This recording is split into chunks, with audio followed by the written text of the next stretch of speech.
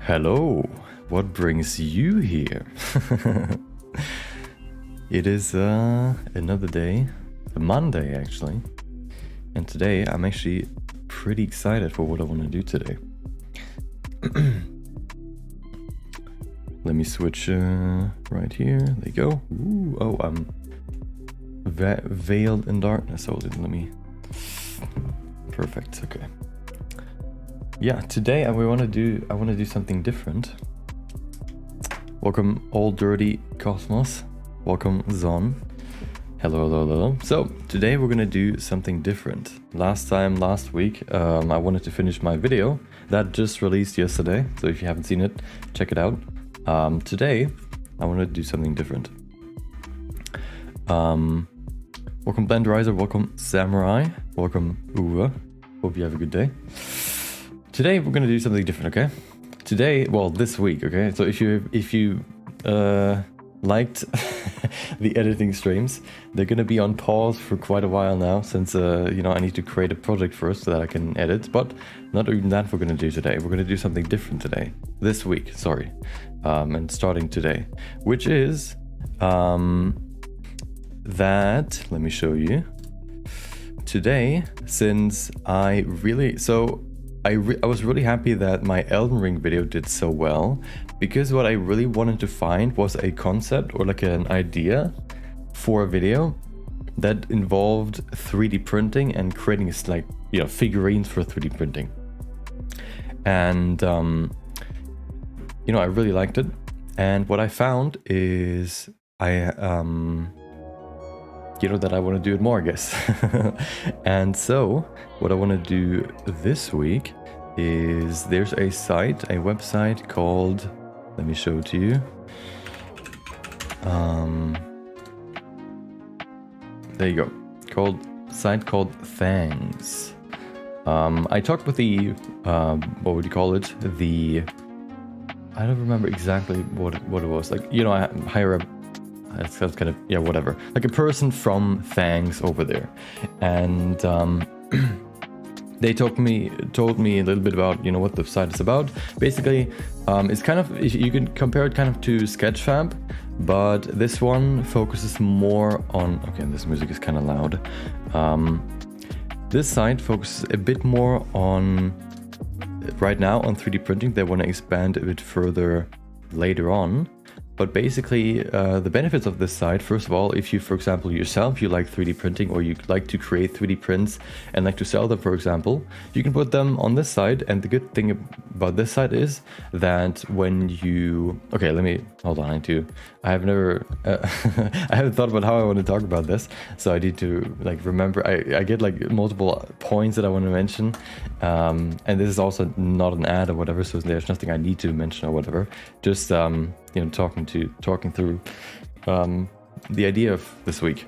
So in this site, it's kind of similar to YouTube, where you basically, for 3D models, I guess, where you basically can upload your prints like these, for example, and then, or your models, and then you can basically, put it up for free. You can put it up for sale.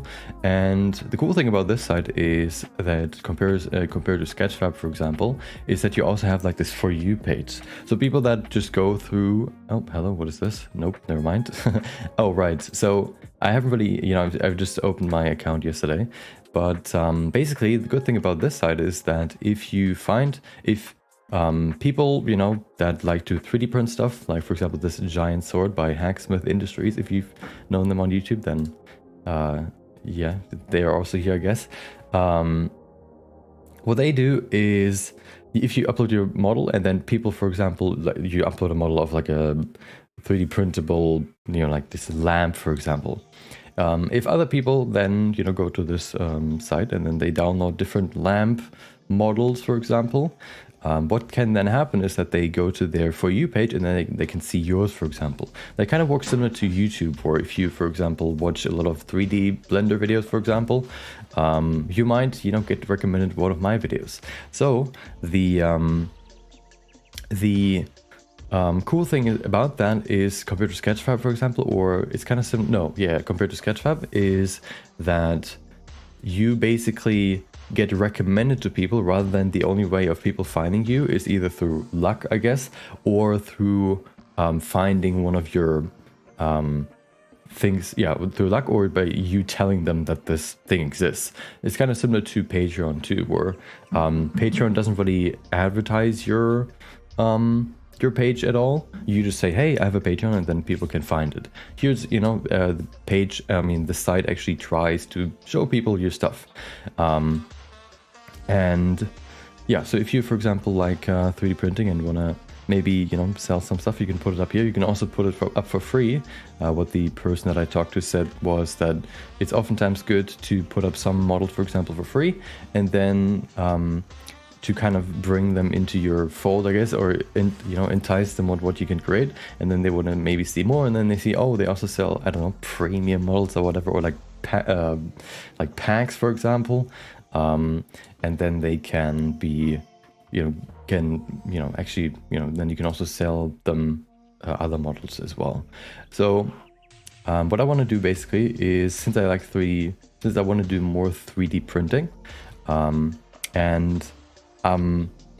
what I basically want to start is like this cycle of my project, I guess, where I create a project, and then on the other side I also create like a figurine, not only because I want to create more figurines, but also because then I can put it on here, for example. And if you like my figurine, for example, you can get it either for free, depending on how I set it up. I haven't really fully decided yet, but yeah, you can then get it on here, or if you want to support me, you can also then, I think there's also like memberships, for example, similar to YouTube. So depending on what you, if you want to do any of that, you can do that too. But you can check out, what I put up here in like I don't know, in a year or so, and then there should be a little bit more on here than just the one that I want to create this week. So basically, what I want to do is create a project for YouTube, then create the video for YouTube, and then the week after that, create the figurine, and then that cycle repeats. So that's this week. This week I want to create, just like a cool figurine. I don't even know if it's going to take a whole week, but that's how I guess the time that I've saved for myself. So I need to find a good balance between something that is not too ambitious, something that I guess can also take up the whole time. But I guess we'll get there. Your videos were so good, loved it, thank you. No, glad you liked it. Okay, yeah, so that's kind of the idea. So today we're gonna create another, like, I guess similar to my Elden Ring figurines, another one of those. I still don't know if it's like a figurine or if it's a statue, because I think figurines are the ones that you can pose, right? So it would rather be a statue. I guess for the Elden Ring one, it was like a chess set pieces, so it's kind of a different section, but whatever. This one's supposed to be, put up for chess. Maybe I'll create some like custom chess pieces at some point again, but that is not the idea for this one. Thingiverse is similar. Yeah, I haven't really checked out Thingiverse yet, but yeah, I think I've heard of it before. So yeah.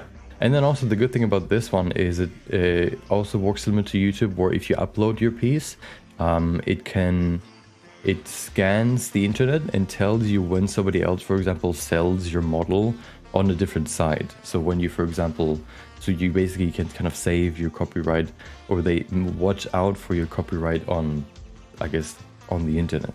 So they have like a system or like an algorithm or whatever, where you can basically they can scan your model online when you upload it, and then they know what it looks like or what the shape is, and then if they see it anywhere else, they notify you, and you can then take action if you want. I don't know if they do that for you. I'm not sure about that, but that's another, I guess, bonus. So if you, yeah, there you go. They do that, for example, for if there's a company with a patent for a certain piece, for example, like if your washing machine has a certain piece and they don't know, what he told me what they've done, for example, was there was like a company that had like a patent for something, and that was a worldwide company, and they had a certain little piece that they didn't have anymore. They couldn't I think they just didn't have it in stock or something like that.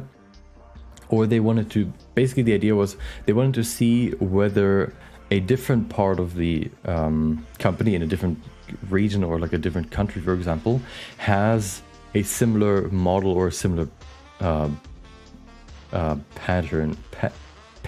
patent, whatever.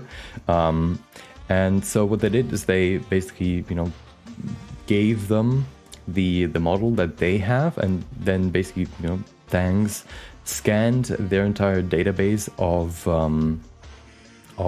patented models and then kind of showed them which ones are similar, which one's the best match and whatever. This way they were able to find the ones that they were looking for. So they also have like this, I guess, private service for like bigger companies, for example, but they also utilize this model identification system, I guess. Welcome, Zeros. Do a tutorial on the animation art style in Blender. I might do another anime focused newsletter when I'm done with the animation. So yeah, because I think I've already kind of learned quite a lot for that one, and then once I'm done with the whole video, like the part 2, I'm probably gonna do a newsletter for that, because there I can go a little bit more in depth. Patent these nuts. Yeah, I mean, you could scan them in, and then you can see if somebody has uploaded another model like that.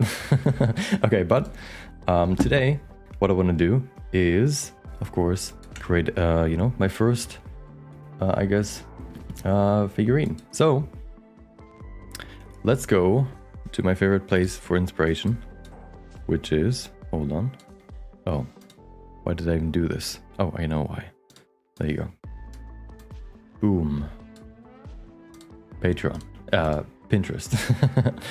And I have a few collections that I've saved for a long time, and haven't used for a long time, but I knew that at some point it's going to be useful, which is the concept art and characters, what do you call it, like collection. Basically any characters or any cool designs that I've seen for characters I've collected here. So now it is time to to delve into the depths of this and pick one that I like, and yeah, choose for this week's statue, I guess. I also already had one in mind, or like a cool design, and I might go with that one. Let me see if I can find it. Also, there's construction workers outside right now, right next, you know, right on my window. So if you hear them, just, you know, tell me and I can mute until they're done, I guess. Oh, I guess they're not too loud. That's good. But yeah. Welcome, cat demons. I can check Instagram DMs afterwards.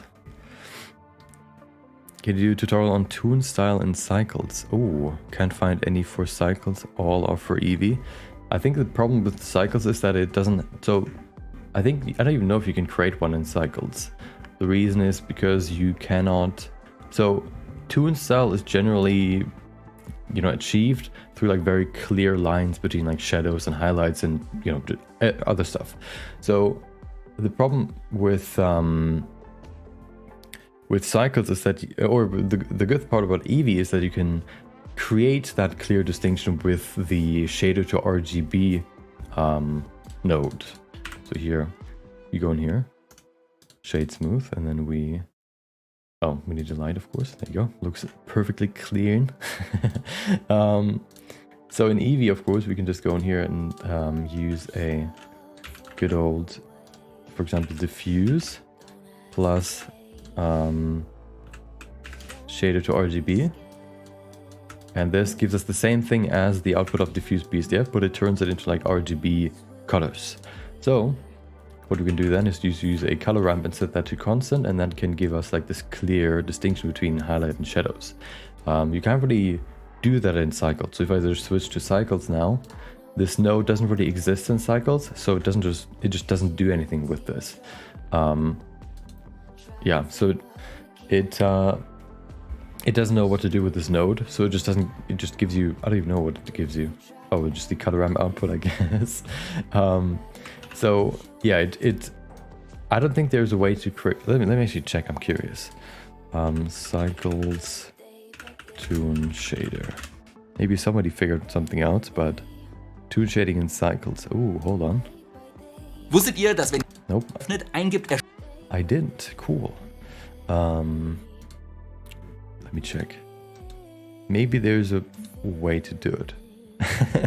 8 years ago. Oh, okay. Hold on. What are they using? I don't even know if it's worth looking at this because it's 8 years old. So much has probably changed.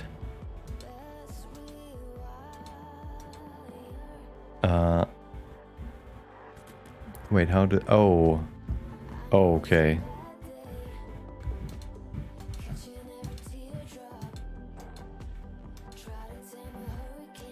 I think, yeah, so... Wait, I have no idea. No, I think what they've used here is something different. I think they use like a metallic shader with sharp, and if you set it to fully glossy, you can fully, you have like these sharp shadows, but that doesn't really work that well because it's then also glossy and reflecting everything. So I don't think you can create a good cycled shader. Why do you want to use cycles? Because of the better lighting around the character. If you want to do that, then you can, I guess, render the environment separate from it, the characters, and then you can, you know, convert. You can then combine them together with view layers, for example, in the compositor. But okay, so here's the idea that I had for this character. I really like this one too, but maybe we'll do that at some other point. So let me see if I can find the one that I really liked. This one.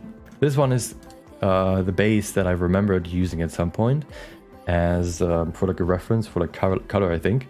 But I really like the, not the, what I liked about this one was the idea of using dragons, hold on, as like a double-sided dragon or whatever, as, hold on, let me see if I can find it.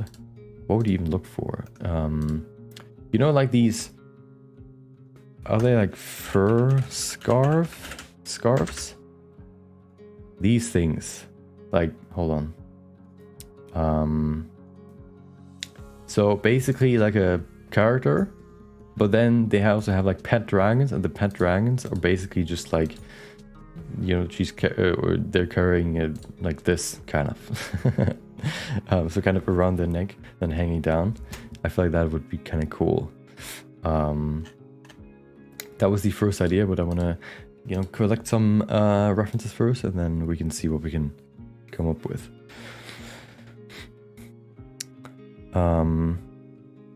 Cycles for hyperrealism. Well, you mean then for everything except the character, or why do you want to use? Because, you know, toon shader is kind of the opposite of hyperrealism, right? So you would kind of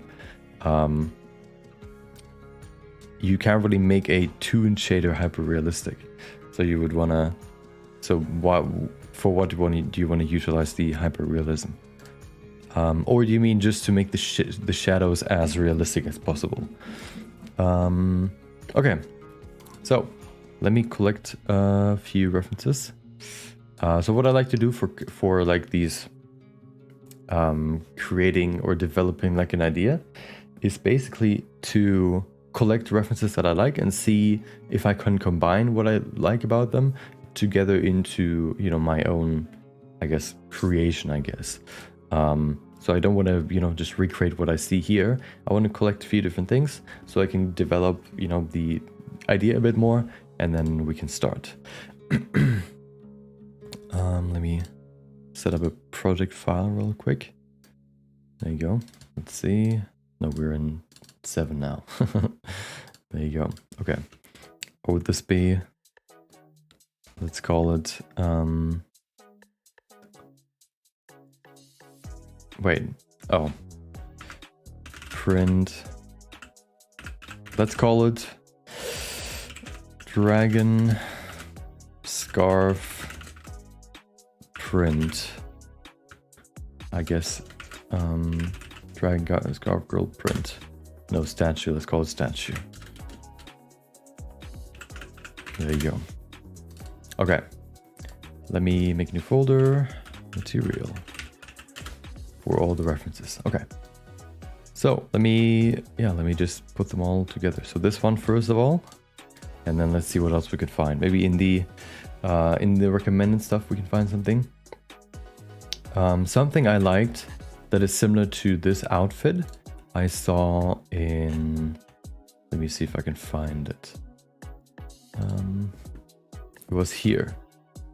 I like this top, like kind of this, I don't even know what you call this, but it's this turtleneck sweater, I guess.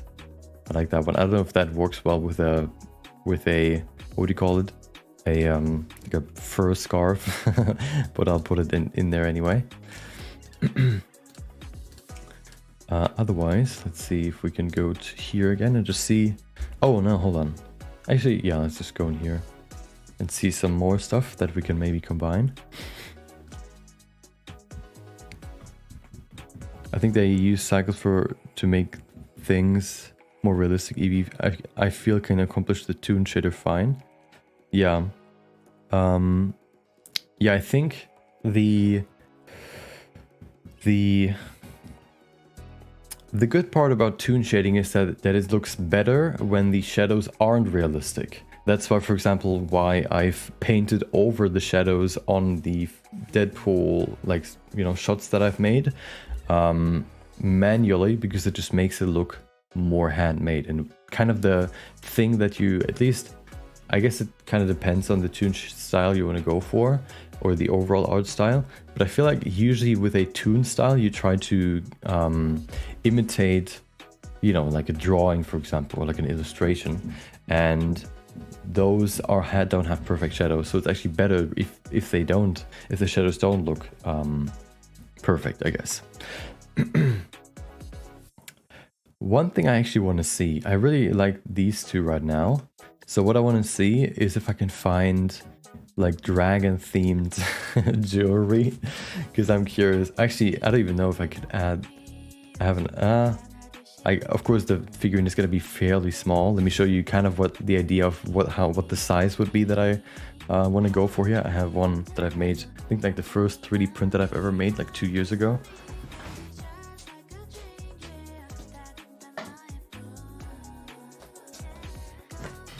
So this will probably be kind of the size that I want to go for, which is like this. Nothing too huge, but you know, good and big enough to see some details. Ooh. I painted on with a pencil, so that's why it's black and white. But yeah, that's kind of the size that I want to go for. Maybe even like the cropping as well. We'll see, depending on, I guess, the scope. Because, you know, full body takes quite a bit longer than just like a torso shot, for example. But we'll see. What I want to look for is like dragon themed jewelry or stuff like that. Let's see. Oh, there you go. A chain could be cool. We'll see. Or like a necklace. When does the Deadpool Part 2 come out? First I need to create it, which will probably take, I don't know, at least probably a month. So some point after that, probably in like minimum 50 days, I would say. Do you have any tips or tricks to edit normals? I hate editing normals, so I have some things that I did for my Berserk video, which helped, but overall I don't really know too much about it. I think the video that I would recommend, if you haven't seen it yet, is the one by Vertex Arcade about normal editing. That's the one where I learned like quite a lot more than what I knew before. Let me show it to you.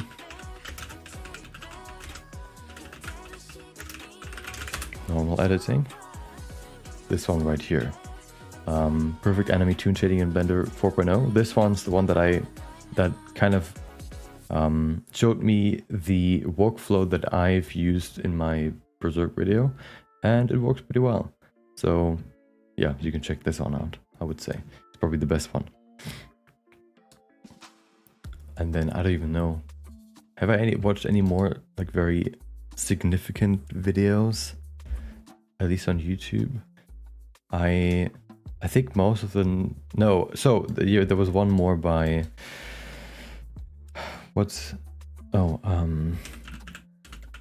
Royal Skies. They made one too, which is I think in a playlist for anime characters. Was it AI? Nope.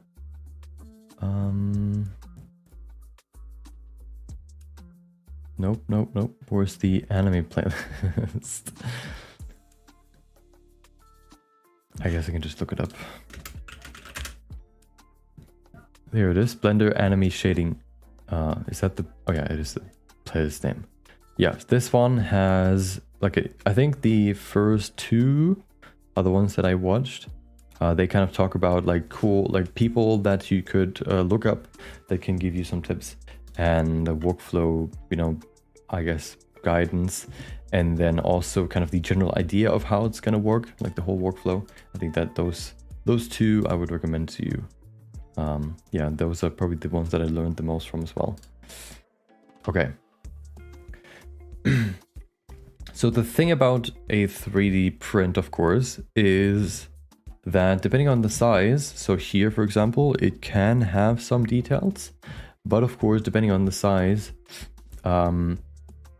it can, the details that you add, for example, are just not visible because it's too small. Like this necklace, for example, if I were to just add that to the character in its original size, it might be very, very small, even in this size. So but something I think could be pretty cool would be to add like you know these, let me show if I can, they're like, you know these cosplay elf ears? These things? No, hold on. Like these ones, like that you can, you know, put on top. I guess, yeah. None of these ears are realistic, but they all have like this attachment basically. So, you know, this kind of attachment. But instead of having kind of this, you know, beige skin looking thing, have something more like this, where it is basically also creating these pointy ears, but they're more designed like jewelry. That would be pretty cool. Let me actually save this. There you go. But yeah, that's what this kind of reminded me of. Let me see if I can find elf ear jewelry. Maybe this, it probably exists, but yeah, like this kind of, but more solid, I guess. That could be pretty cool. Let's see what else. Of course, this kind of wiring wouldn't really work in a 3D print. Now this one's a bit weird. This one kind of goes in the right direction, but it's all wiry, I guess. I would rather like something that is, you know, kind of solid, of course, that extends the ear, kind of like this, but a bit, I don't know, isn't enticing me yet. Basically this, but just you know, made out of metal or whatever.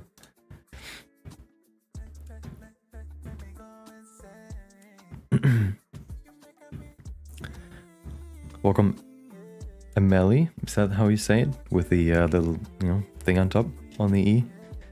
Gumu Studio. Wait. Yeah. Okay.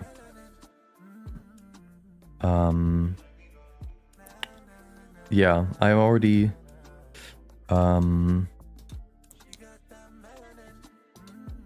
Wait. Okay. Yeah. Welcome, Line. Hope you have a good day.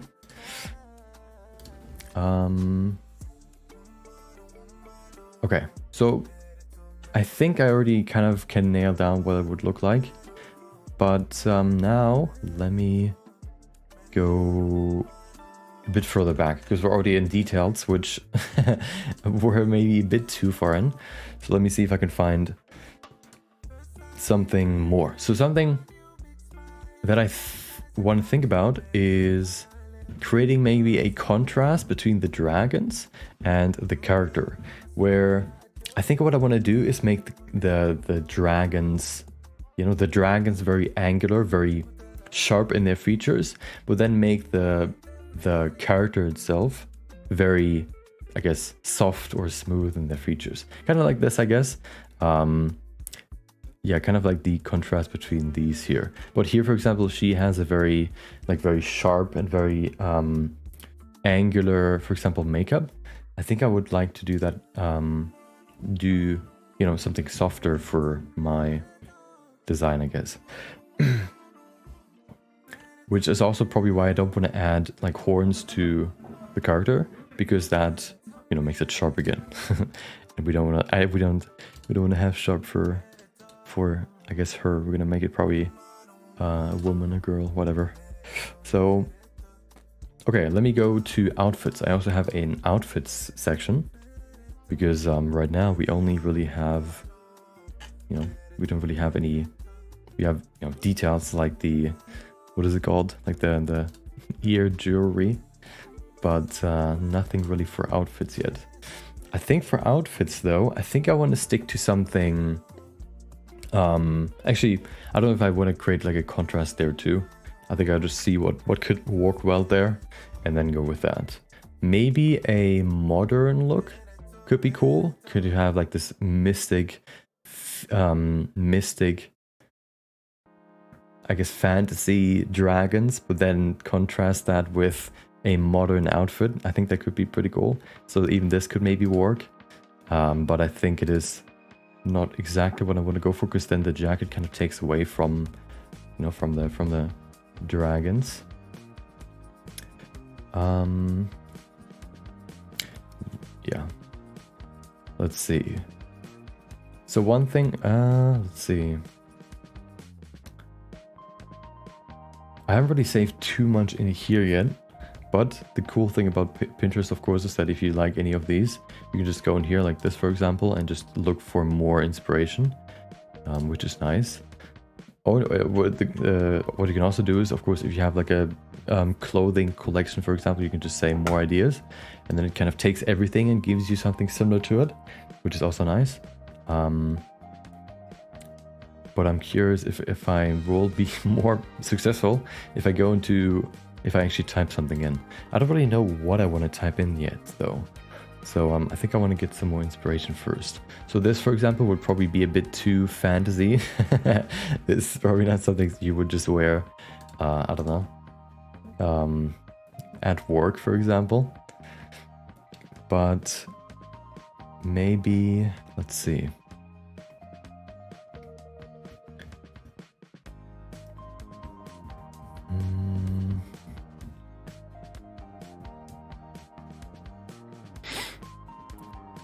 Maybe, let's see. Something I like is the style of having these very short, what would you call those? Like very short hoodies. And they're not hoodies, they're like sweaters, I guess. Like sweater tops, I guess you could call them. Is that actually a thing? Hold on. Sweater top. Oh, hold on, I need to go here. No. Yeah. Kind of like they're basically just like sweaters. Let me see if I can find it. They're like sweaters, but they're only reaching up to the waist basically. They don't go all the way down like these ones, for example, but they only reach, they're like way shorter.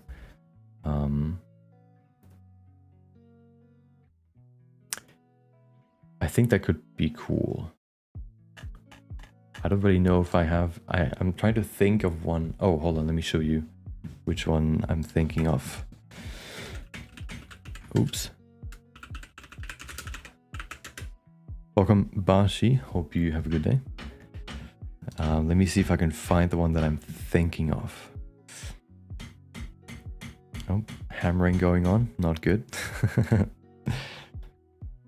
What they're doing basically is there was like a root or something on the ground, like on the in front of our house, which created like this uneven ground.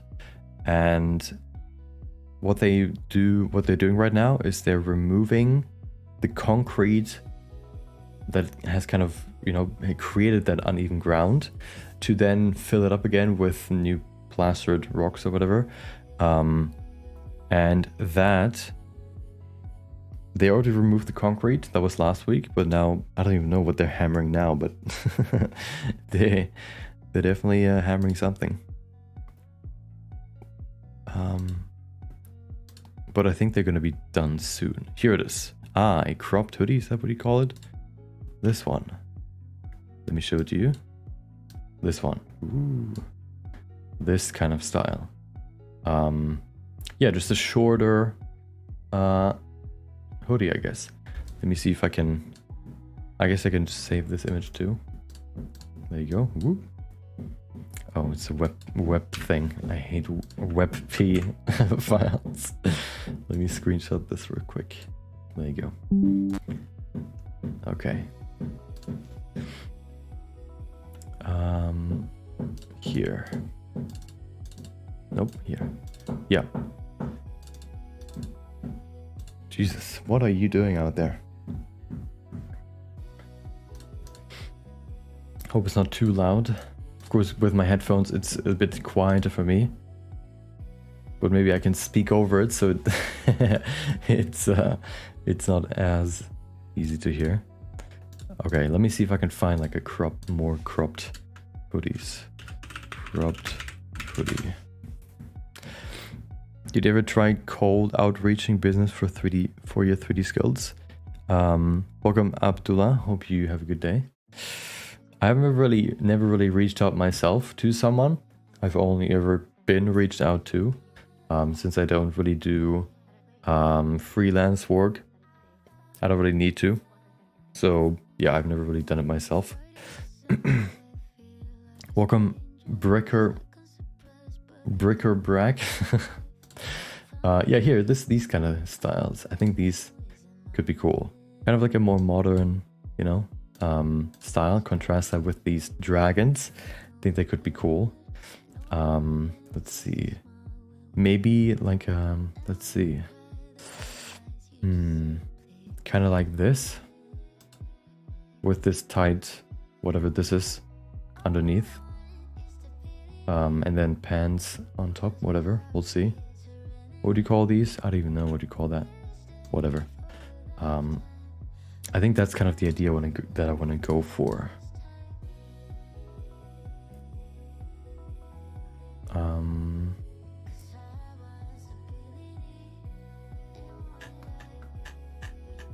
And then let's see if I can... Oh, and then I want to also find some inspiration for fur scarf outfits. To see what, you know, what people come up with there. This one, for example. Glasses could be interesting, although glasses are kind of hard to do in 3D prints because they're so thin. Of course, you can make them thicker, but yeah, it's kind of always, you have to be always aware of how you implement them because they can be weird or they can be hard to really print well. Okay.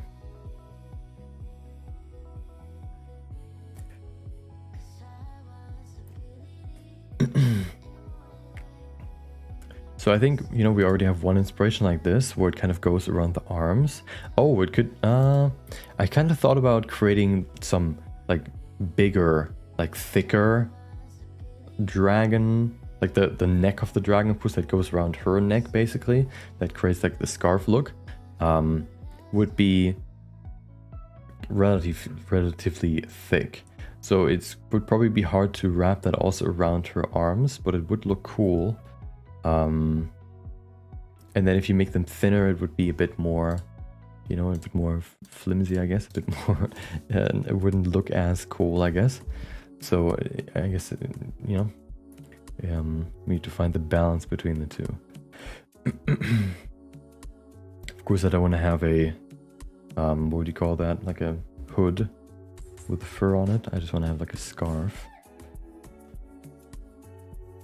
Kind of like this look I think I want to go for in terms of like the pose, like going around the shoulders maybe, or around the neck. That is kind of the idea.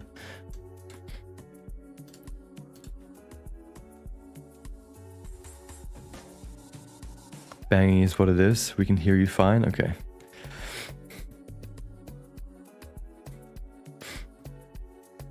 Yeah, I'm mainly making money with, or only really making money with, you know, creating videos. I don't really do any more work.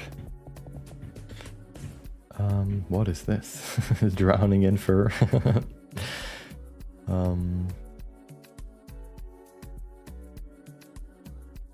Or it could also be, so what I thought of would be, you know, that the scarf, basically the dragon scarf, would have like 2 dragons on each side, kind of like the one cartoon I don't remember the name of, where you have like a dog and a cat together, like on each side of the body.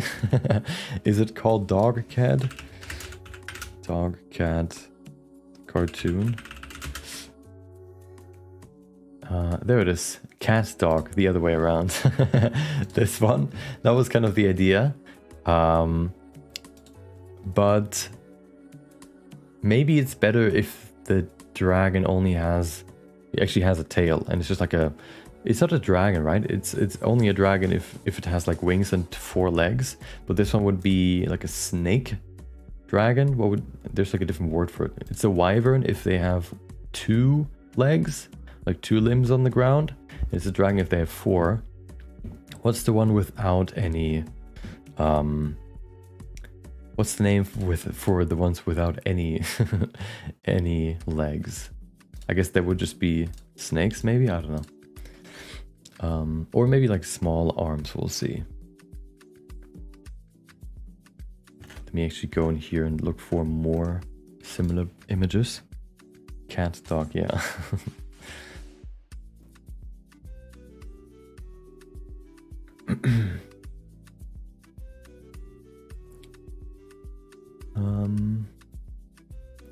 These ones kind of venture more into like the, what would you call that? Like it's not really a scarf anymore if it's like around your shoulders.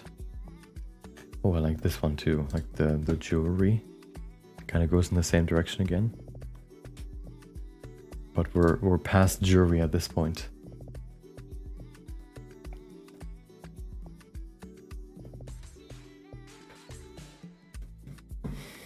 I think this might also just be like a very, you know, I don't expect anyone to have created something like this before, like a, you know, or, you know, if then not many have.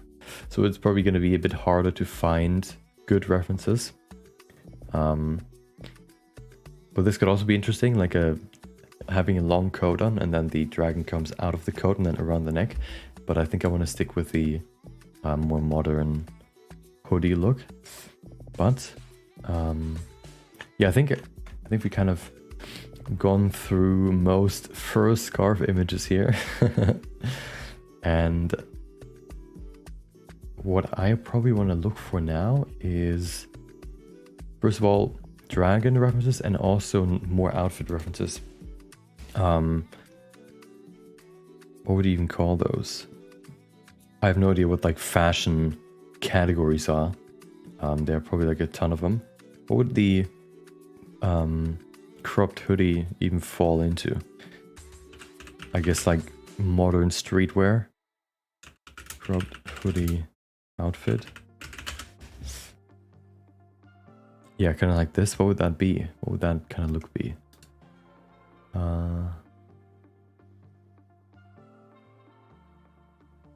I don't know what that would be. I guess we can just follow this this thread and see what we can find.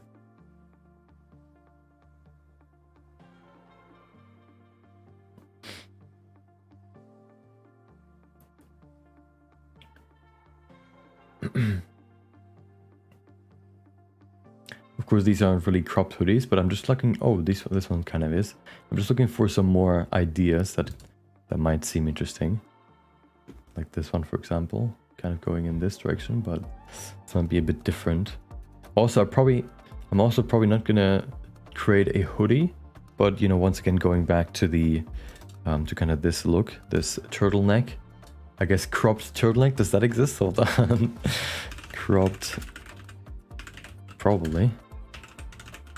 Cropped turtleneck. Yeah, like kind of like this style. I think that would be cool.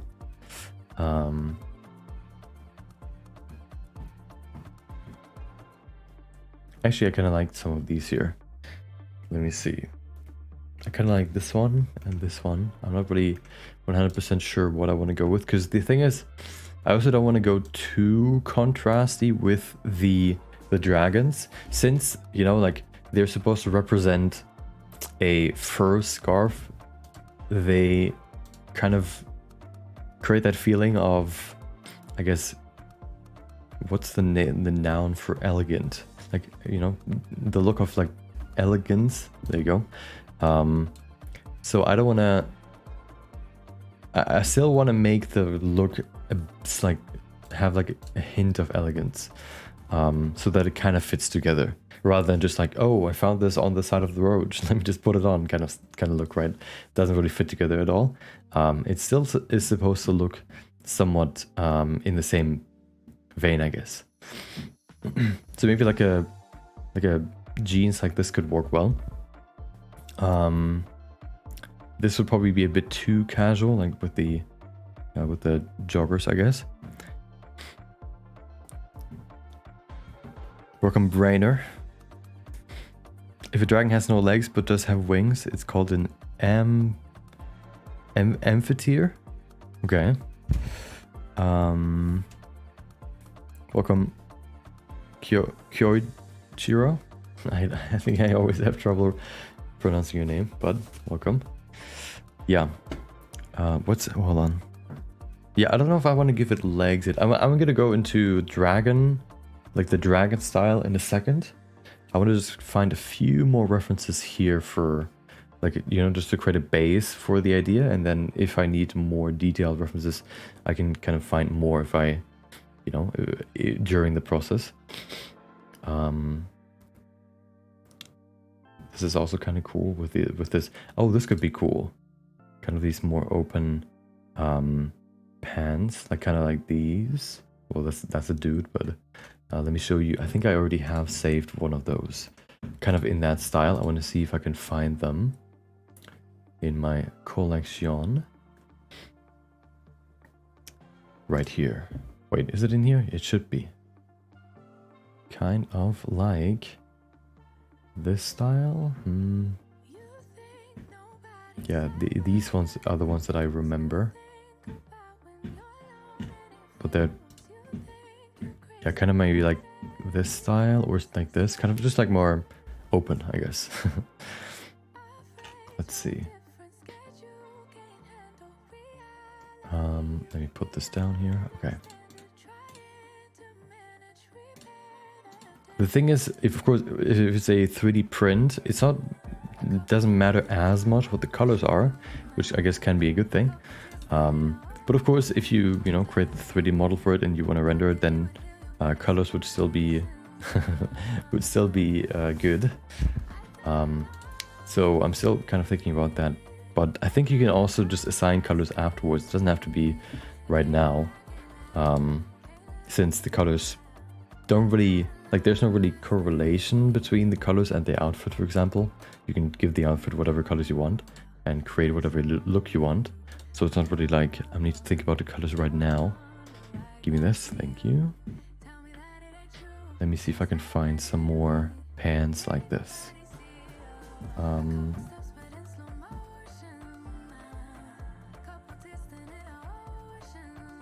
Maybe someone that knows fashion more, better than me, thinks about how horrible this is going to look in the end, but I have no idea about fashion, so I'll just go with it and hope it doesn't look too horrible.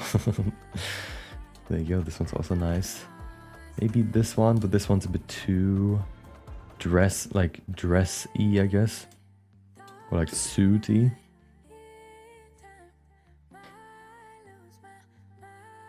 Yeah, kind of like this direction, maybe. Okay, Now that we have that, I also want to go in the direction of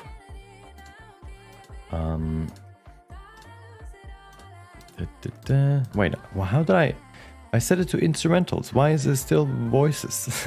Voices in my head. They're too loud. What is going on? Hold on. Ah, there you go. Why is it still... Whatever, skip. Okay, welcome, Jagnan. Back. Ooh.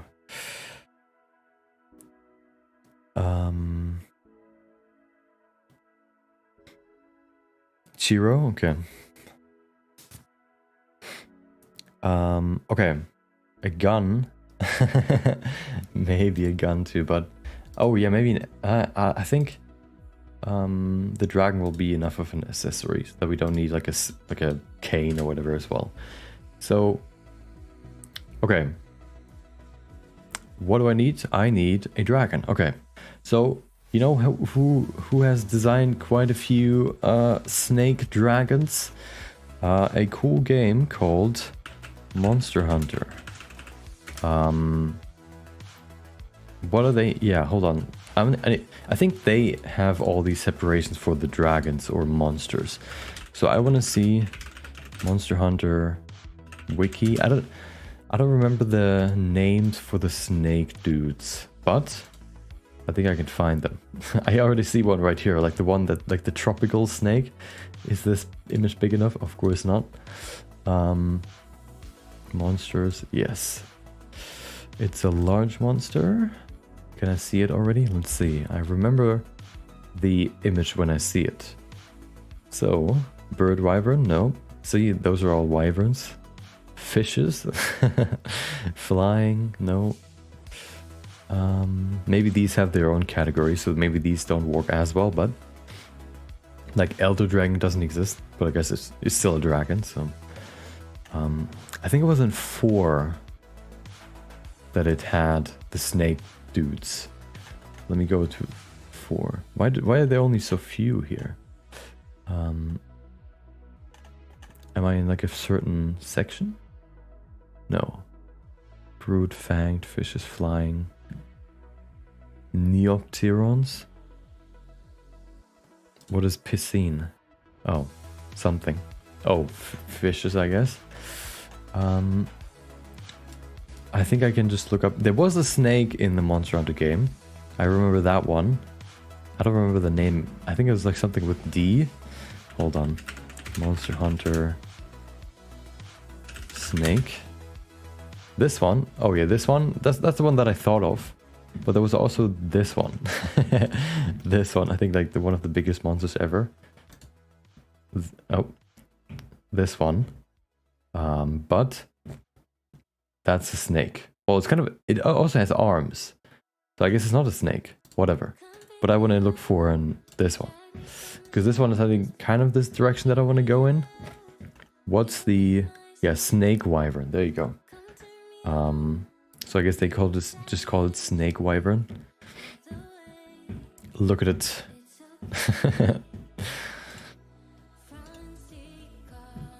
Yeah, I think that was the first snake wyvern that they've added ever. This one, of course, has a tail and doesn't have two heads. But it's kind of, I guess, a good starting point.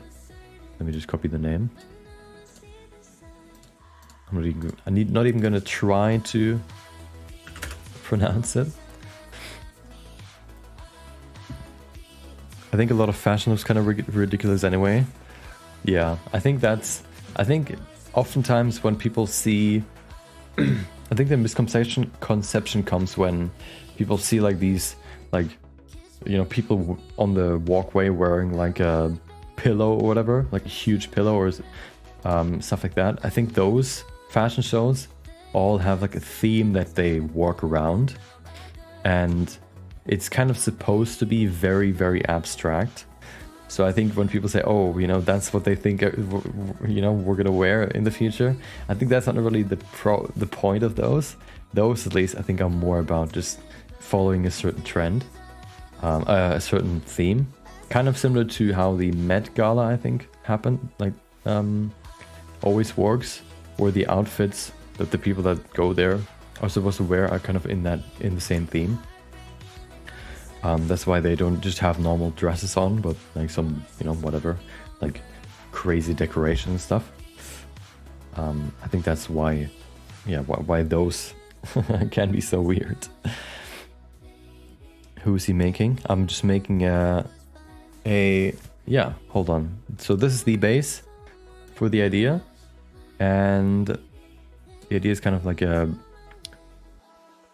you know, a character with like a dragon, like a fur scarf, but the fur scarf is a double-headed dragon.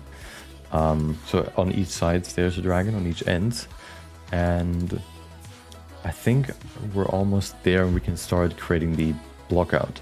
But I want to find some snake dragon references first. What is this?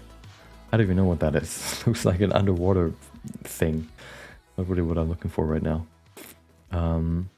You know what this reminds me of? This guy reminds me of the Subnautica. What's the... Is it like a ghost leviathan? This guy? But I don't know if this is a good... at least not the design of it probably wouldn't fit that well. Kind of like him. But I got a still interesting, or like a good base to work with. So I'm going to save this one. And this one, I guess. They don't really work that as well as dragons because they're more like fish eels. But that doesn't mean that some of their design couldn't work. Like this one here has like these fins, although yeah, fins probably wouldn't work that well. Okay, we're back to this one. So I think I want to save. It's always curled up, so it's hard to see it properly. This one I guess is pretty good. Yeah, you can see the arms. Yeah, so this one still has arms and legs, but they're very small, like this. It looks so weird. Look at this.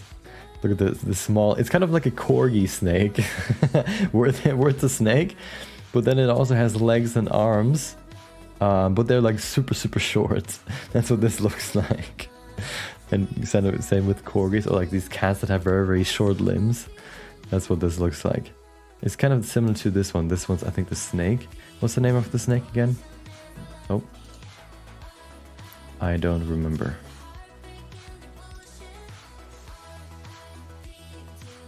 Yeah, so this one's the snake.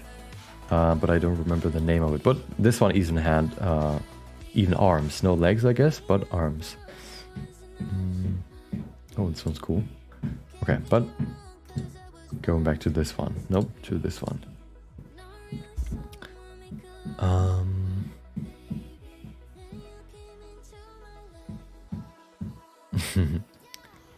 You know what I haven't looked up yet?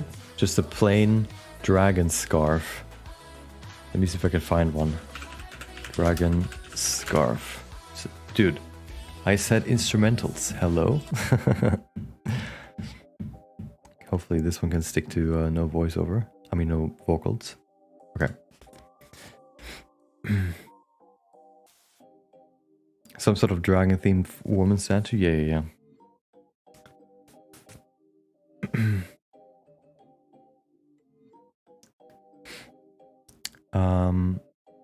They do that to show off concepts, then tone it down for the stuff that regular people might buy. Yeah, I think the more elegant or extravagant stuff would be more for, you know, people that can afford it. Since if you... Oh, this one's kind of cool. I guess that's like a cool design of like scales. But the more extravagant stuff would be more for rich people, I guess you could say. Because they want to look different. They want to show that they can afford the different looking stuff. So they would rather go for that. But if you would just make everything look so extravagant, first of all, then it wouldn't be extravagant anymore. It would just be normal. But then also, probably most people don't want to buy that. So yeah, so that's why there's kind of like this hierarchy. Oh, this one's kind of interesting. Since this is a kind of a dragon, but it has fur already. It's like a furry dragon. Kind of reminds me of this one channel that creates like furry things that aren't usually furry. They also created a, what was it? Oh, it's a moo shroom plush. So they create this stuff. Oh, here you go. Maybe you've seen this one. These, you know, these kind of animal, not plushies. They're like I guess puppets sort of. So that you can't just, you know, they're not just made out of wool and stuff. They actually have like a skeleton, so they, you know, stand better. And one thing that they've made is a here a furry snake, which kind of this reminded me of. Hold on, there you go. But I don't know if I want to make my dragons furry, because that, I don't know if it works that well. I think I want to make it quite harsh, because that's kind of the contrast that I want to create, since you know, it's supposed to be a fur scarf. But then on the other side, the fur scarf is made out of dragons that have harsh, or, you know, hard scales. Yeah, it doesn't seem like there are that many great designs out there yet. Kind of like this one, I guess, but less cute.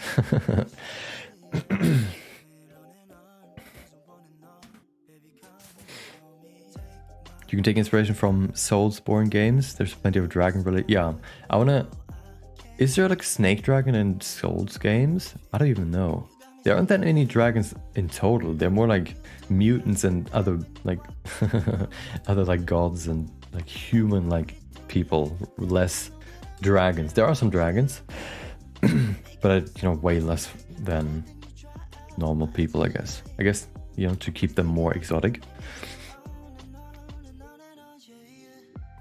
Just suddenly got reminded of Serpentor from G.I. Joe. Has a kind of double-ended snake as a scarf thing. Really? Hold on. Let's see. Let's look at him. Let's look him up. G.I. Joe Serpentor.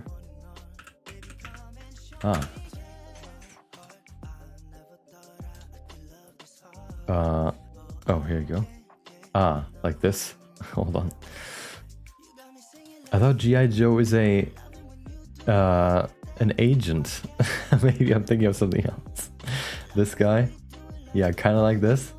I guess that this is the closest one that that I've seen so far in like a similar design. But here the guy is also a snake, I guess, kind of dressing up as one. maybe a bit too much snake in the outfit than I would like, but kind of goes in the right direction. Like the size of this looks kind of nice.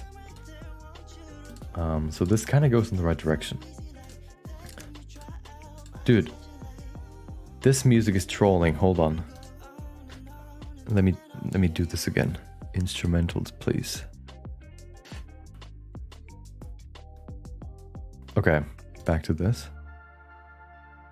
Hopefully this one. Let's see. Okay.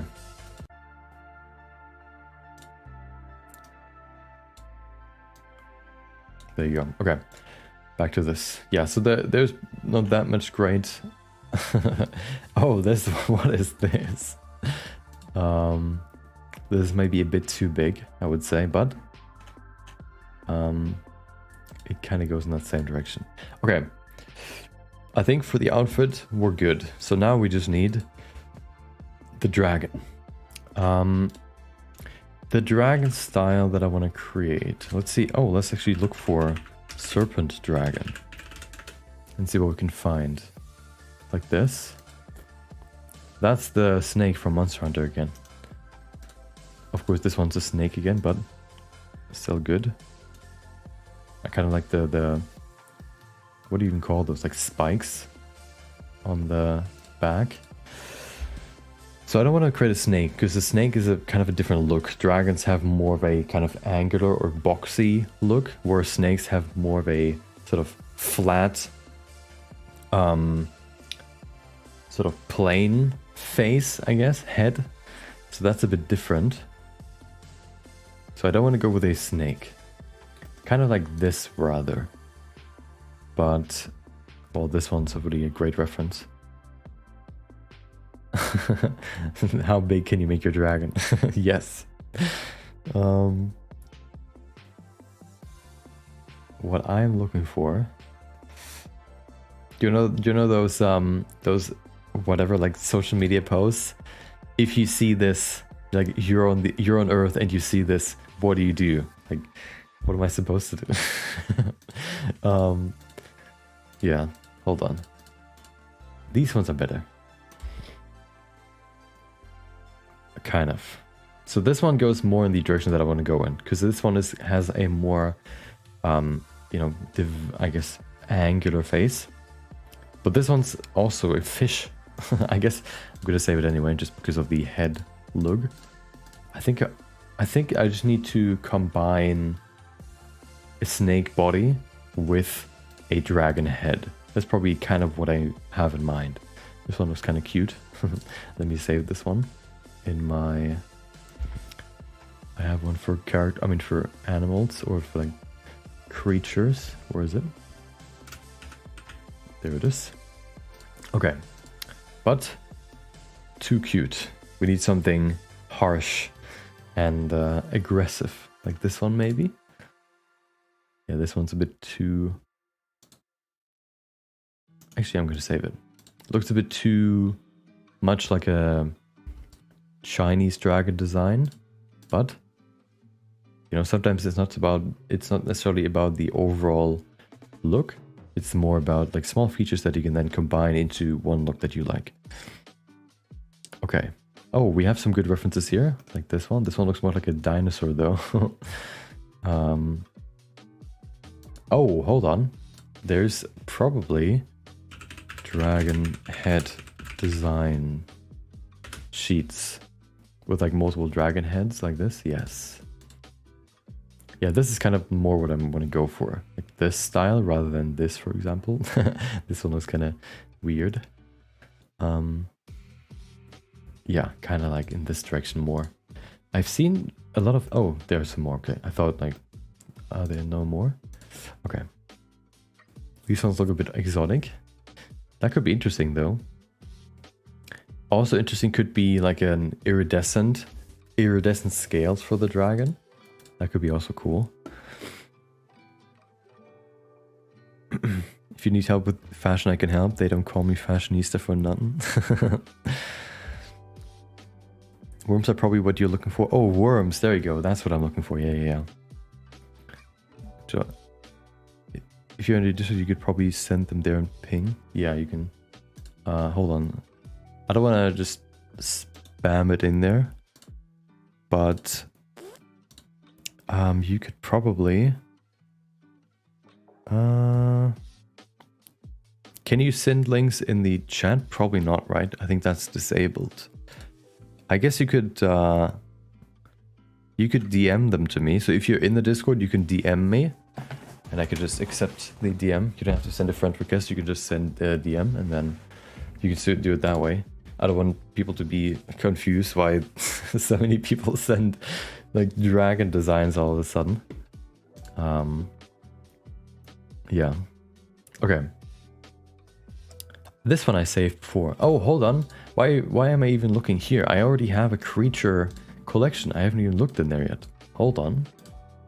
Maybe we've already found the perfect design in there. Let's see. It's already waiting for me. There you go. Oh, here's another furry snake. Looks kind of cool. With these kind of scale-like fur patterns. But of course, doesn't exist. Oh, this one. This one looks kind of like an afro on the head. But of course, that's not what we're looking for. We're looking for something more like... Let's see. This one, maybe a bit too cute. Oh, wyvern. No, what was it? A worm?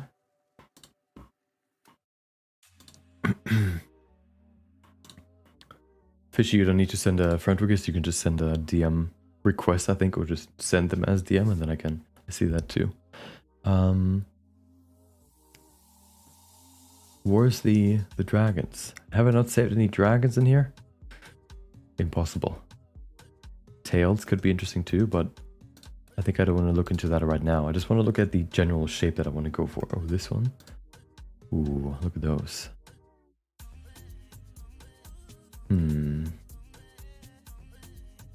I think I actually want to go with a very default dragon head kind of design, maybe.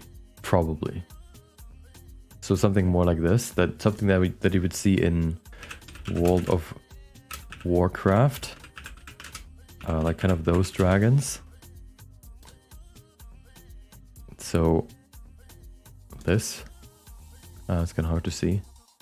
Oh, no. Kind of like these, I guess.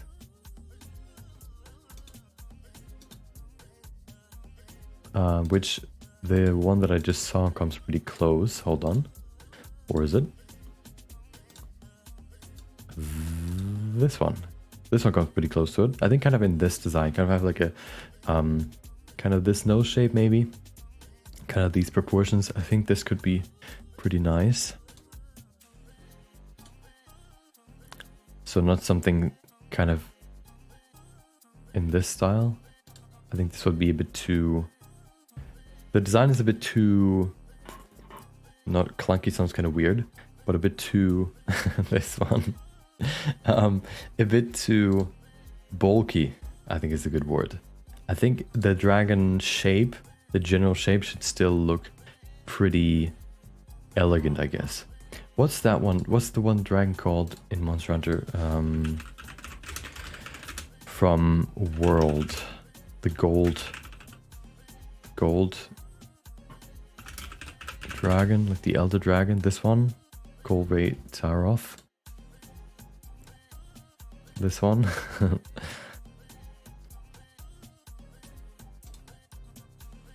With these big horns. Of course, I don't know if, yeah, I guess dragon horns we can still see if we want to add those, but I think kind of in that direction I want to go. So let me download or grab this guy. Where is he? I already lost them. The dragon. Nope. Oh, this one. This one probably kind of in this direction. Oh, I already did. Okay, perfect. So we have all these now. I think that's a good base. Now there's two more things I want to look up, and then I think we're ready.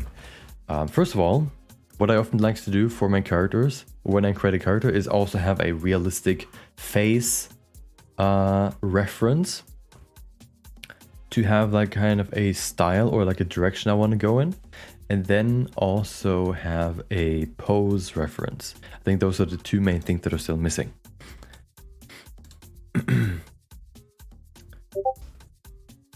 DMs from strangers disabled? Shouldn't be, because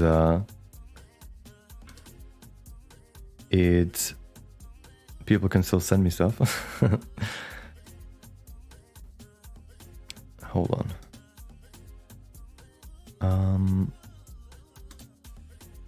Wait. Okay. I guess you could put it in inspiration if you want. Instead of on topic. Let me just... I unfortunately can't move, so can you just repost it in the inspiration channel? I think that's the best one to post it in. Okay. Two more things. First of all, this one shouldn't be too hard to find. Is a reference for the face. So, I already also coincidentally have a face references, not makeup. Oh, makeup actually. Well, makeup is kind of unnecessary for a 3D print, so we're gonna neglect that for now. Maybe if we have some time at the end, I can also look into that, but I'm gonna look into faces. So, as I said before, I want to go with something sort of soft and round, probably. to contrast that with the dragon heads, I guess, or the dragon design overall. So this one, for example, would be a bit too angular. Looks kind of similar to the original reference, like this one. These with, you know, the eyebrows, for example, or the eyelashes or eyeliner. So I want to go with something a bit softer.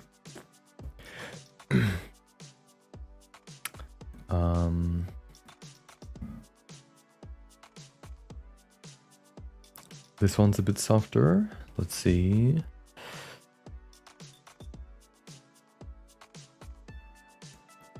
This one too.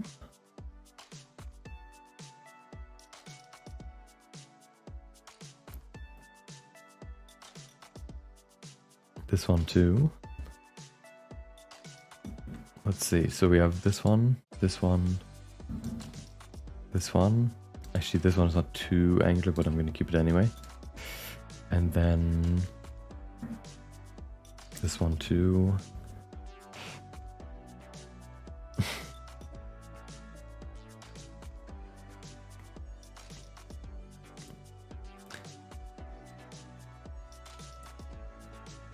This one, I guess, too, maybe. And this one. Okay. I feel like out of these,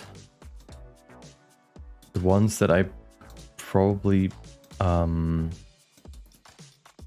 think would fit the most, it's probably either this one, because this one already kind of looks similar to this one, or maybe this one.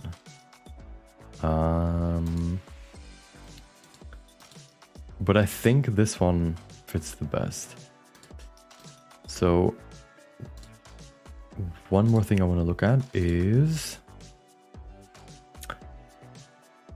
I want to see if I can find different angles. Actually, I can just look up this, right? Is this the person? It is. Is it? Maybe. Because oftentimes, you know, if you want to recreate someone, the best way to do that is to have the most angles as possible. But of course, I'm not trying to recreate them one to one. I'm just trying to find multiple references from different angles, just to kind of have a different, just to have some better, I guess, what would you call it? Just to have some better idea of the features from different angles, I guess. It's so weird how like this person and this person look so different, but I think it's the same person. It's from 2016, so probably they just have changed a lot since that time. And I don't think I can zoom all the way back to there. Scroll all the way back down to that, but doesn't matter. Yeah, here this one looks kind of similar to that one too. So let me just grab some more face references and then we're good. Then I need one more thing, which is, of course, the pose. For the pose, I already have one idea, but I want to go in... I want to just, you know, look for some more inspiration to see if I maybe find one that actually I like more than the one that I have in mind. The worst part about Instagram is that it's hard to download any images or grab any images. Or can I just pull that? No, I can't. Obviously not. What's this? Oh. You know what? I feel like I don't want to recreate this person, so I think I don't really need more references. I'm going to stick with this one and that should be fine.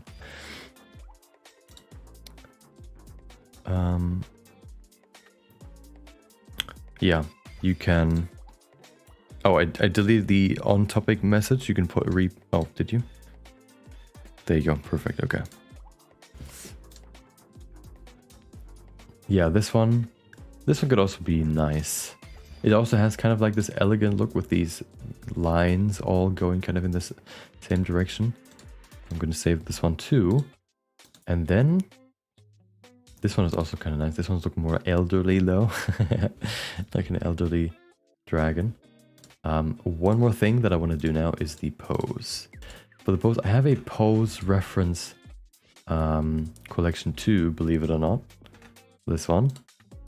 But there are probably not as many for the kind of style that I want to go for, but you never know. So I think this kind of pose already works well, because with the pose, once again, I think it would be good to go in a more elegant direction to kind of support, you know, the elegant look. So let's see if we can find something here that kind of goes in that direction. Or I guess we could also just go with this one, but I just want to see if we can find maybe one or two more that, you know, could work. I guess, hold on. Elegant pose reference. Oh, right, hold on.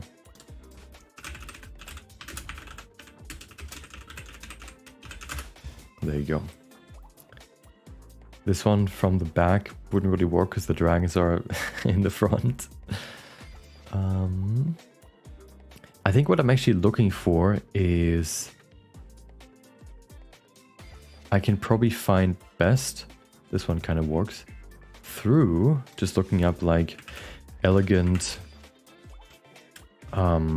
outfit. Because people probably pose like this, for example.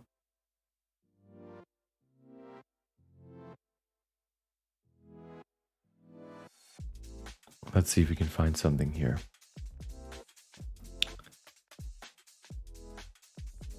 Most of them are dudes.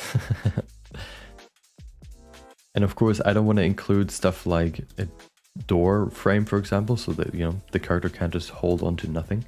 So I can't really do that. This one could work in this style. And this one could also work, kind of in the same direction, but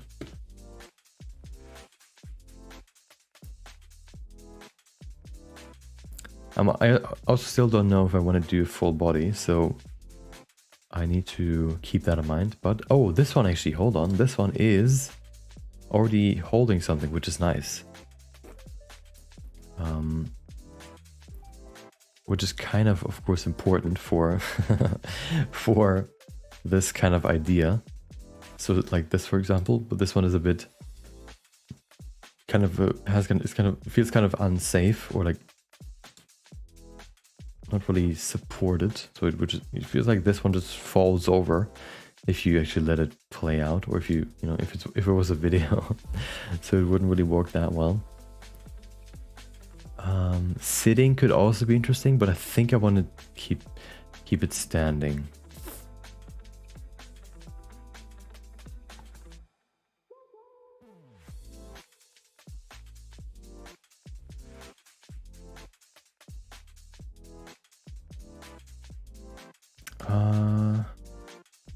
This one maybe?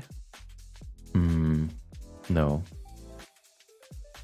The hands need to be kind of free. I think we have quite good references now. I think we're ready to go. I think we are indeed ready to go.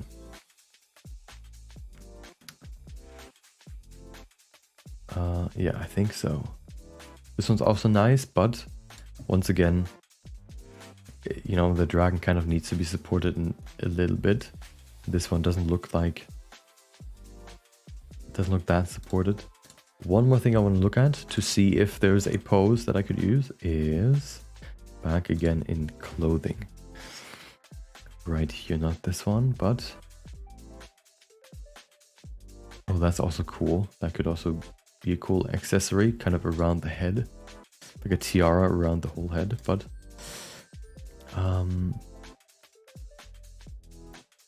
here, these are all, they don't really have like big poses though.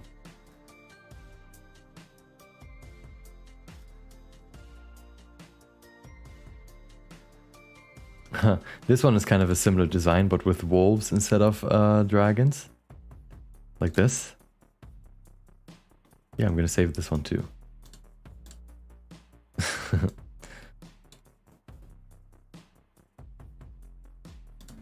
I actually had that kind of idea with like raising one arm.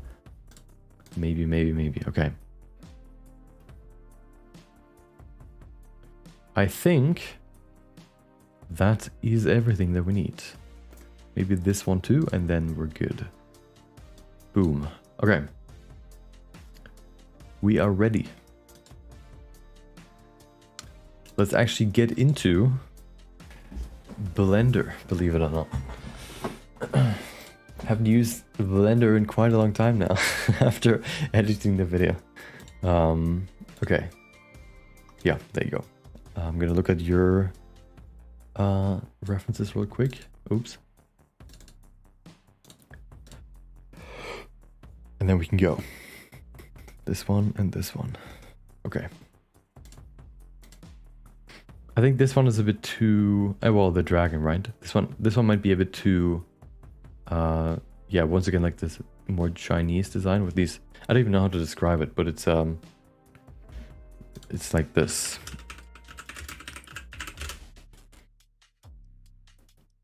This kind of design. I don't know how to describe it. More flowy, I guess, in its features and stuff. Where the Western is, I think, more rugged, I guess you could call it. Yeah, like this. Yeah. Okay. Yeah, I think I'm gonna stick with what I have now.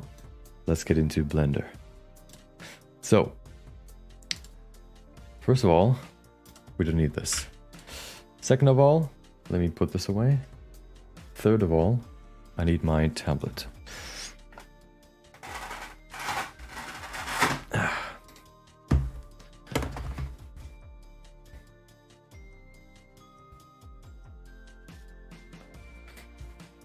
There's a website when I want to grab Insta images. Yeah, but I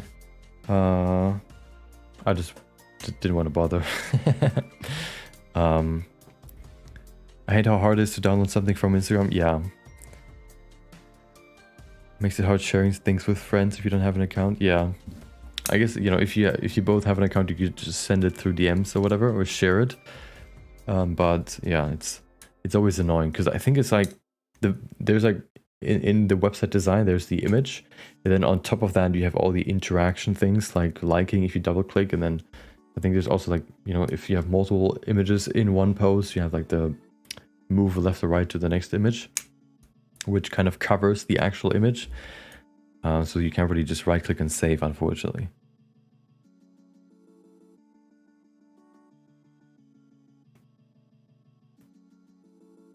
Do you use PureRef? Yes, let me show you. There you go. Look at this. And then, boom, boom, bam. And then you can also, if you want, oops, you can say images, range, no, normalize. I think what I usually use is size. And then they're all roughly the same size. And then I think you can also spread them out. Can you? You should be able to. Images, range, optimal. There you go. Let me sort them real quick and then we can actually start. First of all, we have the dragon heads. We have the jewelry. Oh, all the dragons. We have so many dragons. Where's the jewelry? There we go. Okay.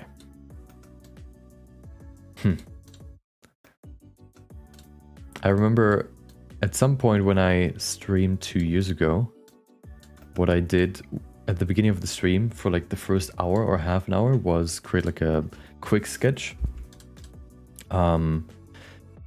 It originated at some point. What I wanted to do at the beginning of the stream was, when I started streaming, was to basically create a start the stream every time with a quick sketch. And I did that for like a whole year, so every day there was this quick sketch. And I don't even know if I did it on weekends. I think so. And at the beginning, I just create, you know, just the challenge that I gave myself was to start with a random 3D model. I collected like a few 3D models that I downloaded from Sketchfab, I think. And then I said, okay, this day, and then chose a random number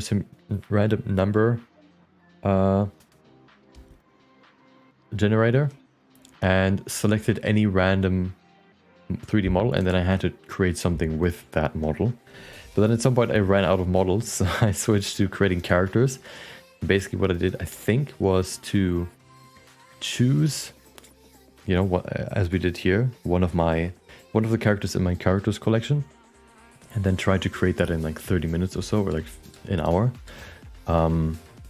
Sometimes it worked fairly well, sometimes it didn't, but it was a cool exercise, since it kind of, you know, teaches you how to quickly lay down like the basics of a character, the recognizable features, I guess, which can be a pretty useful skill to have. Let me bring the broad designs over here, and then we also have the clothing. Oh, the clothing is this. Okay. And this one is down here. Okay. Welcome, Sam and Mad Gaming Channel. Welcome. Yeah, if you just put all your images in at once, it just puts them all in and, you know, lays them out automatically, which is really nice. So if you don't want to sort them, you can also just keep that order. But of course, I like to sort them at least a little bit, so it's easier to see what I'm looking for, or to find what I'm looking for. Let me do this. Wait, what's the arrange optimal? Control P, okay. Boom, perfect. And then that's basically already good. So, oh, this one should be here. It doesn't really sort them by optimal though. It's kind of weird how it sorts them. Why is this guy down here? Hold on. Okay. Yeah, that's better. Okay.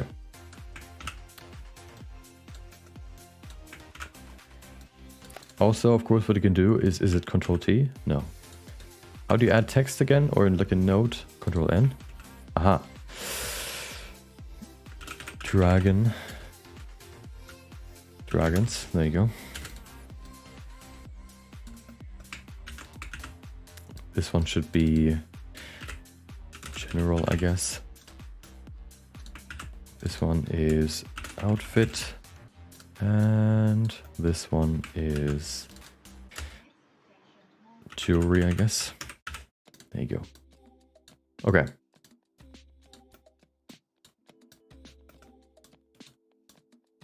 So, let me think about how long this might take, okay?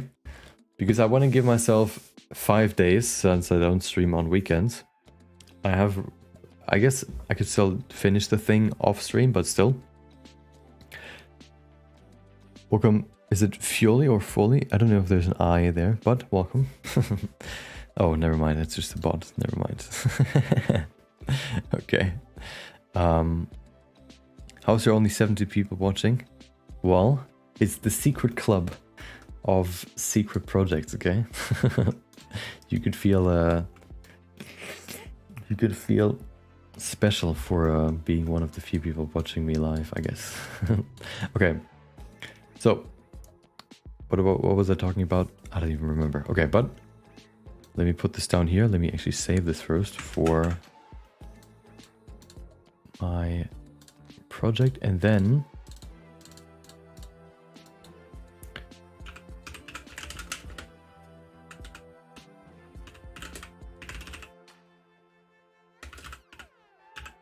we can begin.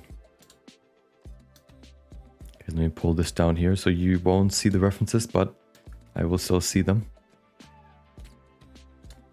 So don't worry, they're not gone. For you, they are. There you go, okay.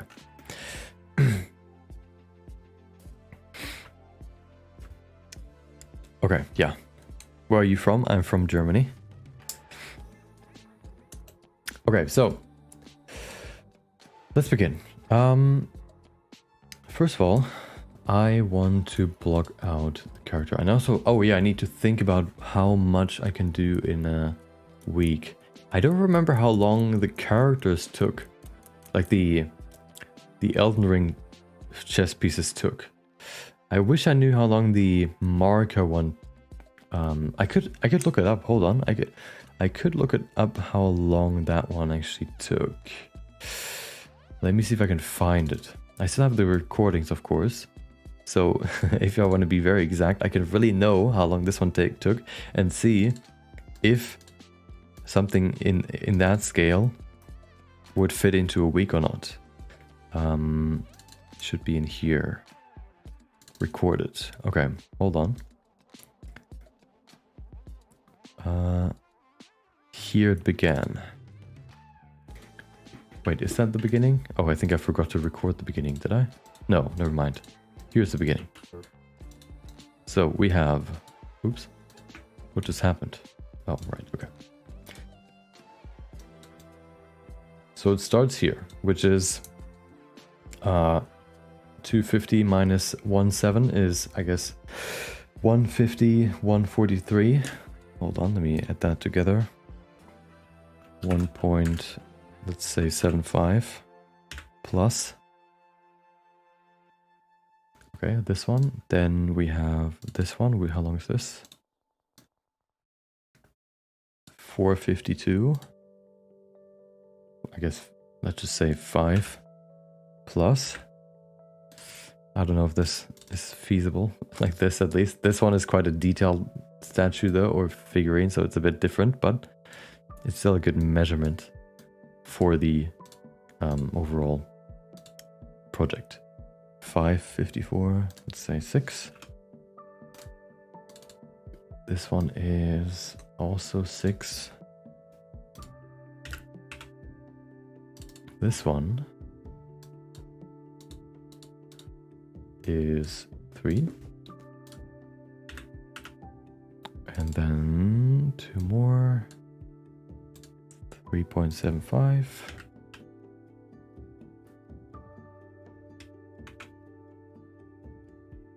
Plus last one. 5. Well, I haven't really... Have I finished? Okay, yeah, this one also... Yeah, whatever. 513, okay. 515. No, 25. It is 30 hours. 30 to 7 divided by 7 is 4 hours a day. Shouldn't be too bad. So it could be possible to create something like this. So I think I want to go for a full body character. I think I want to do that. I actually think so. Okay, I think we have time for a full body character. Since I've never really done this before. Like this kind of project. I don't really know how long this will take, but I think we can do a full body, okay? And we will do one. If it takes a bit longer, it doesn't matter. I guess I can just do, 1 or 2 more days the next week. But, yeah.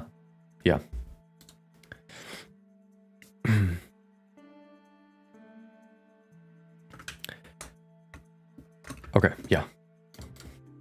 Yeah, I'm streaming in the morning now because it fits the best into my schedule. Maybe. So the thing is, it's always a good time to stream for someone in the world, right? So it's not really like there's the best time, I guess, or I guess there's you have like the areas where the most people come from, but oh yeah, it's kind of a weird thing because if for example, Pirate Software, he, for example, purposefully started streaming on Twitch, at least at times where there are the least people streaming, so somewhere like 3 a.m. in the morning for him, because then less people are there, I guess kind of competing with his stream. And since he's in America, streaming starting from 3 a.m. wouldn't really be a good time for Americans to join in or to watch, but for other people, it's the perfect time. So it's always a weird kind of thing to consider when you actually stream. And also if you stream for like 8 hours, at least, yeah, if you stream for like 8 hours, there would probably be enough time for most people to at least catch the stream for a little bit. I'm not going to stream 8 hours a day, but yeah, that's, you know, there's a few things to consider. Okay. Will you explain the process as you go? Yes, I will. You will also see the process as I go, of course. I'm going to work off stream as well, but you know, when I'm online, I'm of course going to talk about what my thoughts are. And of course, if you have any questions, you can always ask them. But let's begin. So, oh, first of all, I need to calibrate my tablet. For some reason, every time I plug it in, or I start it, I need to set the screen area. I have 2 screens, and for some reason, the tablet always recognizes both screens as one. So every time I connect it, since it's a wireless tablet, I need to set the screen area that it's supposed to occupy. But it's not a huge issue. Okay, perfect. And the funny thing is, if I have my wireless USB stick in and I connect it, I need to set it. And then if I change it to the cable, I need to change it again. It's like, it has like 2 profiles and always reset for some reason. But let's begin. So, what do I need? Oh, right. So, I thought about how I want to start the model. I could start with how I did it here for my Elden Ring character is of course that I started with base meshes. But I think I want to start here from scratch, because I haven't done that for a while and I would probably like the practice again. So let's do that. Let's start from scratch. First of all, there you go. Okay. Yeah, let's begin from scratch. Let's create a blockout for the character first, for the main character. The dragons, of course, are also characters, but they're not really the main character. I'm always conflicted whether I want to use base meshes or not. Of course, base meshes can save a lot of time, but I'm also always kind of scared that if I use them too much, that I just lose the skills of creating it from scratch. So I'm always, wary of which one I choose. Okay, I think I need some slightly different music right now. This one's a bit too extreme. Let's go with do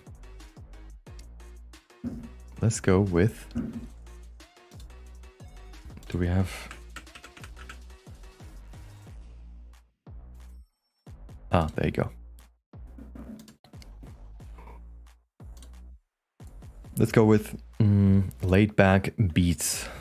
There you go. I don't even know if you can hear that. It's very, very quiet right now. There you go. Okay. So I don't even remember when I created a base mesh. No, like just like a character from scratch last time. I think for the Spirited Away project. But let's go. Welcome, Mega. Hope you have a good day. So, something I've seen people do is immediately block out the character in pose. So, I think the idea, how I want to probably do it, is create the base mesh, or like very rough blockout, and then pose that, rather than create a refined body, rig it, and then pose it, which is also something I do sometimes. But I think for this one, I want to go with rigging or like posing the blockout, because I can probably save some time, which, you know, I don't really need to rig a 3D printed model. So why would I do that? Okay, so what I like to do at the beginning usually is to start with sculpting. So for example, oh, wait, what? What just happened? Oh, right. I like to begin by sculpting the head so that I have that as the measurement tool for the rest of the body. I don't even remember what I start with usually. I think I start with something like divided by 4. Maybe a bit more. Okay.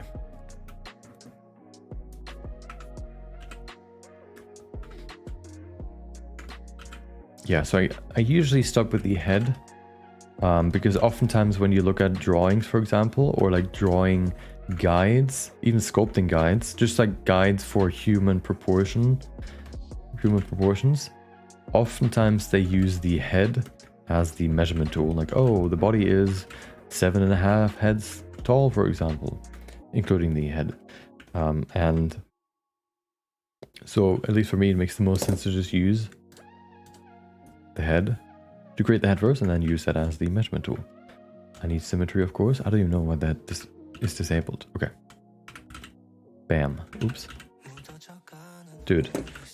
Please. I already said instrumentals. How is it so hard to keep it to instrumentals?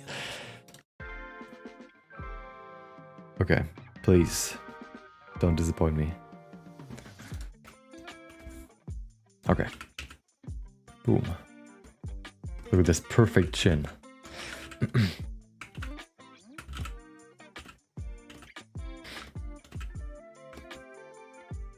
Okay. Yeah, also if if you've joined for the first time watching the stream and you want to, join in the future, you can join the Discord, and there I have like a channel that it's just called announcements, where every time I either post a video or I go live, it will, just post when any of these two things happen. So whenever you want to, get a notification for when I go live, you can either, I guess, join the Discord, or you can also just, I guess, subscribe and then hit the bell to do that. I've never done that myself, so I don't know if that works that well or not. Yeah, so I don't know if that is as efficient as it, should be or not. But if you want to be sure to know when, or if you want to be sure to get a message, you can just join the Discord. Sometimes the bot doesn't really like posting. Sometimes it kind of lags, for example, and it is posted like an hour or two later. But usually it's pretty, it's pretty quick. Today, for example, I just posted it immediately, which is usually the case, but sometimes it doesn't do that for some reason. Okay.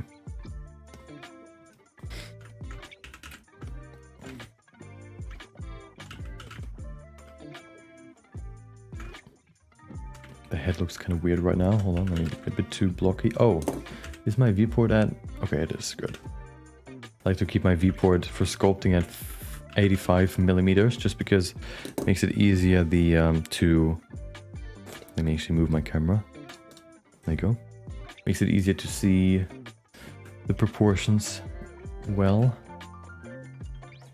With 50, it can distort the features a bit more, which is oftentimes what you can also see in like selfies. If you're like very close to the camera, you can very quickly see that your nose, for example, is bigger than if you use like a 85 millimeters or even like 120 millimeter camera, focal length camera.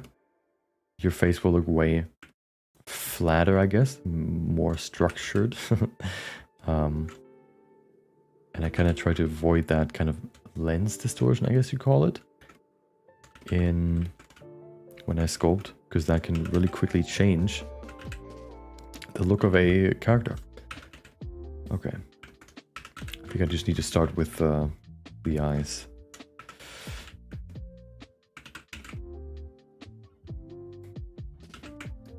Do I want to need? I do. No, I don't. Okay.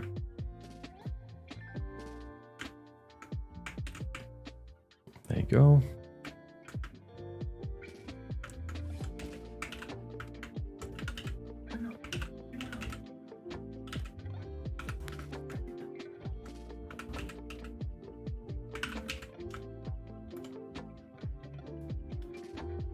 Bam. Look at that perfect nose. Yeah, so what I usually like to do for the character itself, or like sculpting a head, is create the general structure first. So, because every face has a kind of default structure that it originates from. But then, of course, there are like proportional changes, like a bigger forehead, a, I don't know, bigger chin, bigger and smaller, whatever. So there are like these deviations from the norm that then create a character's unique look. So if you begin with the default proportions and then go, you know, change them afterwards, at least for me, that's the best way to do it. So I can make sure that the general look looks good, and then I can, you know, characterize it, I guess. Love from Portugal. Thank you. Welcome. What are your PC specs? Just wondering. Should be in the comments of the stream, in the description. I think they should be there. I think the YouTube bell is pretty hit or miss. Theoretically, it pings you every time, but I still miss a lot. Yeah. It also depends on not only the YouTube settings that you use, but also the like phone. If you use your phone for the notifications, at least your phone notification settings. So if you have them disabled for the YouTube app, for example, I can imagine that it just doesn't do anything, which of course is not the goal.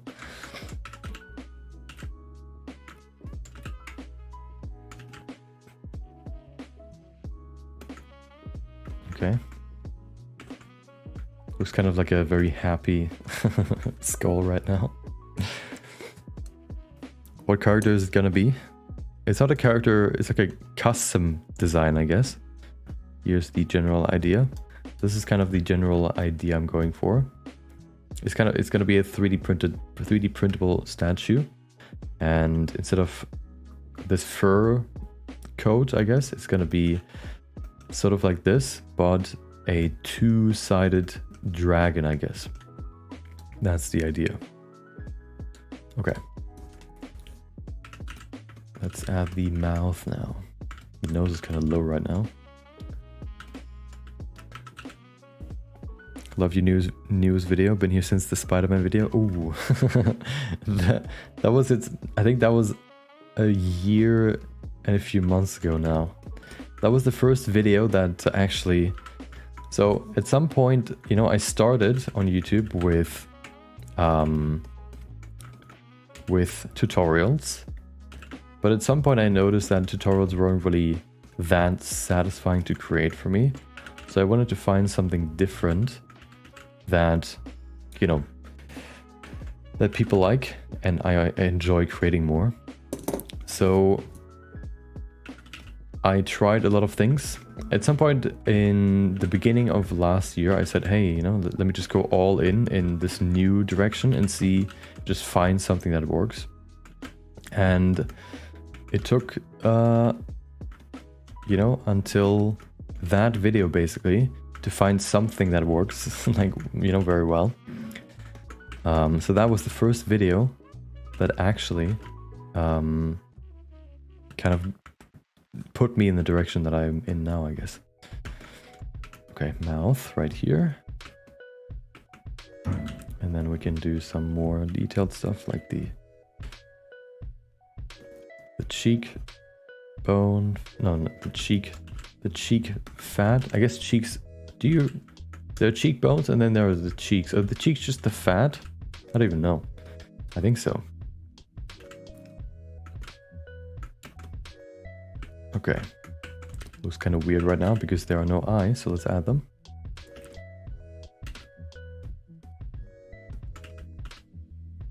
Yeah, it's at some point 2 years ago in 2022, beginning of 2020, no, end of 2022, I said I want to fully focus on this new direction. So I actually stopped streaming too, so I can fully focus on that. And yeah, I'm happy I did. There are some people on YouTube, for example, that find their way, like something that works, and then they just stick to that forever. Like, oh, this worked, so I'm gonna do this over and over again, or I'm gonna stick with this, even though maybe they don't enjoy it as much. Or they develop a different taste or a different interest in the future, but they're kind of maybe too scared to move away from what works, since they don't 100% know that what they might want to do more actually will succeed. But I think if you kind of do that, you probably can burn out quickly. Since you it looks kind of weird. Since you always just try to recapture what has worked before, and you don't really care too much about what you actually want to do.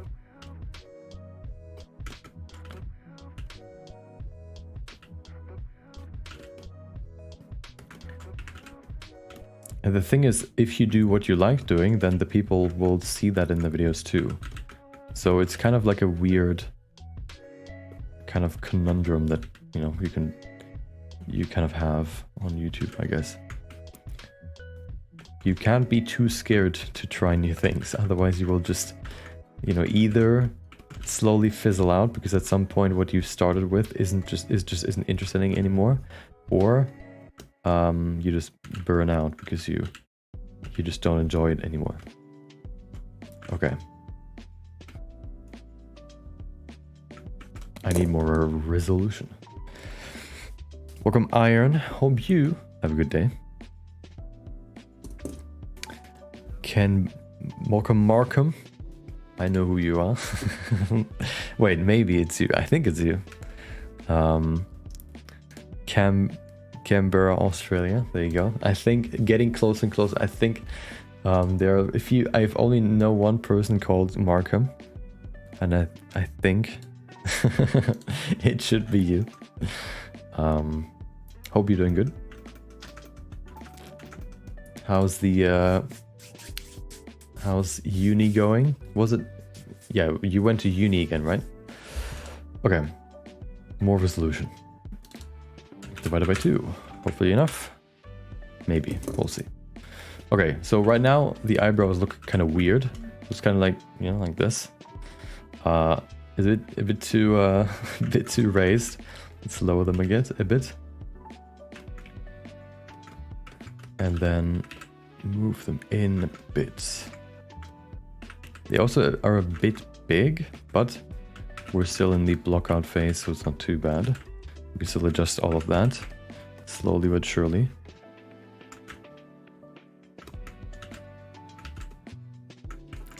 Do you reckon you'll sell the statues as an STL once it's finished?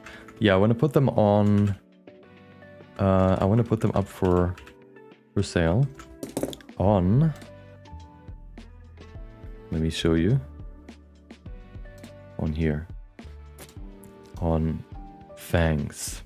This one's kind of like a very good website for like 3D prints, since it's kind of designed for it. So if you know, once the first one is done, you can find it on here. But so far I haven't really uploaded anything. But at the end of this week, we should have something on there. So you can find it there at that point. Okay, let's get to it. When did you start using Blender, and what advice would you give new users? Advice? First advice is to start with either the Blender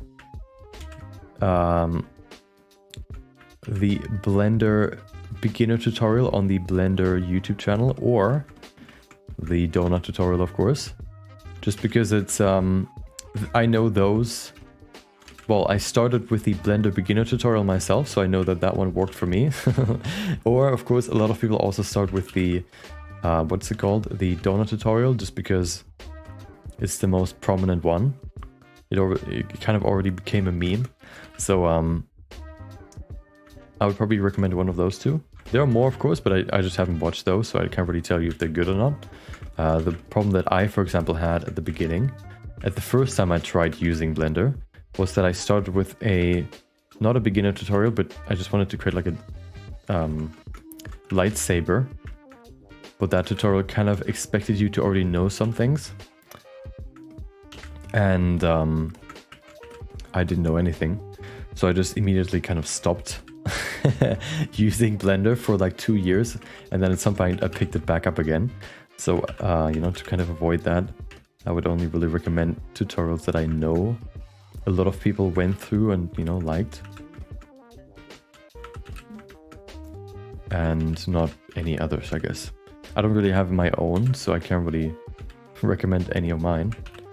But if you're a bit deeper into Blender, then you can look into my videos, I guess. My tutorials from back in the day. But even those are kind of old at this point. But I guess most tutorials now, I think that most, the Dawn tutorial gets refreshed whenever there's a big version change. But a lot of the good tutorials are still quite old, since some of the things, of course, or most of the things, most of the important parts of Blender don't really change. There's a lot more focus at this point on geometry nodes, but that is a bit different, since that is still quite new. So yeah, quick tip. I need to remember some of the tricks that I learned sculpting heads a while back. The nose, let me actually look at that real quick just so I can make sure that that's correct what I'm saying and not just talking, you know, talking trash. The nose, face, side. Looking at the mouth and nose. The mouth corner is sort of in between, looking from the side of course, in between the nose, nostril and the eye. So let me see if I can find a good image here. This one, I guess. Oops. Hello? Windows, thank you. Dude, I don't need more ads, okay? So this one.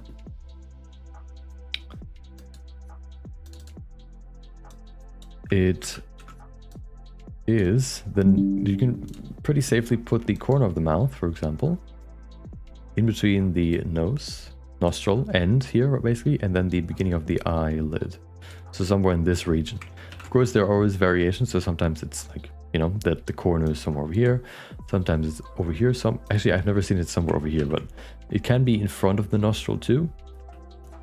But as a general rule, that's kind of a good place to put it in. Oftentimes people's sculpts look too flat in their lips, I guess, because the lips don't really form like a U shape when you look from below. They kind of, you know, they just look kind of like this. And the lips are in a U shape because they shape, or they wrap around the teeth, of course. So you kind of have to make them a U shape because the teeth, you know, are a U in themselves. So since the lips wrap around those, they also have that shape.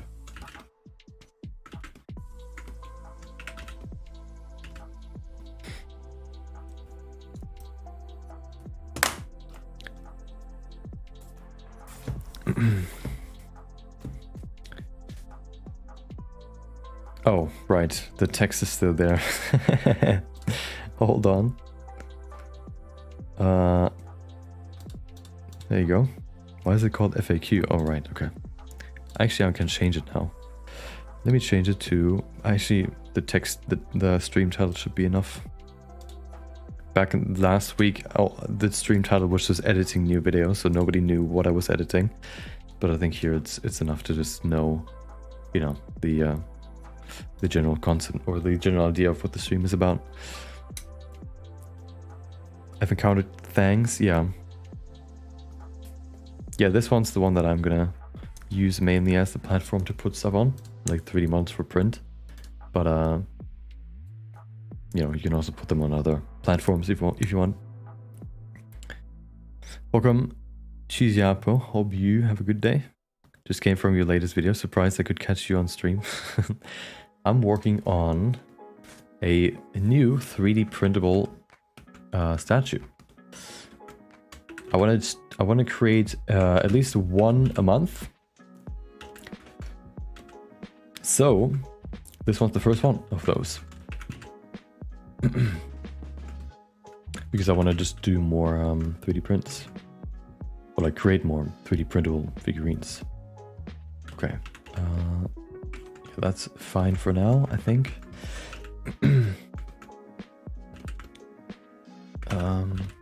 Yeah, so now at this point I'm just trying to look at the general shapes of everything and already kind of steer it in the direction that I want. Wait, I didn't even save the face that I selected as reference. Hold on.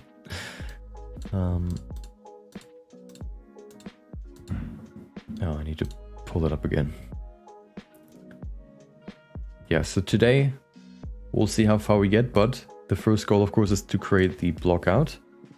We can probably create the body block out today, maybe even create the pose, and then tomorrow we're probably going to go more in depth with refining the model and refining, yeah, the block out, adding some more details, probably merging all the pieces together so we can create the actual full body. Because, you know, if you create the block out, you usually just keep it separated in the beginning so you can pose it easier without any rigging or weird editing. But then, you know, once you have the pose that you want to go for, you can then finally merge it all together. No. Bam. Okay.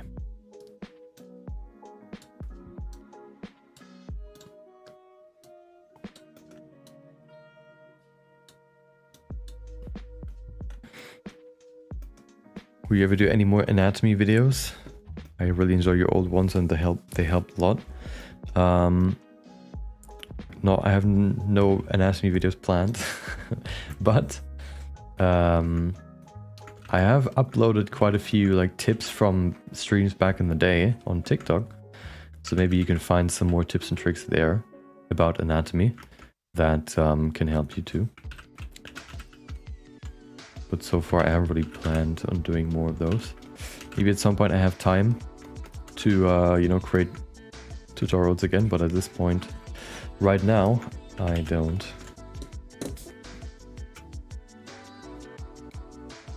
Okay. The jaw needs to be somewhere in front of the middle of the head, because that is where the spine connects to the skull.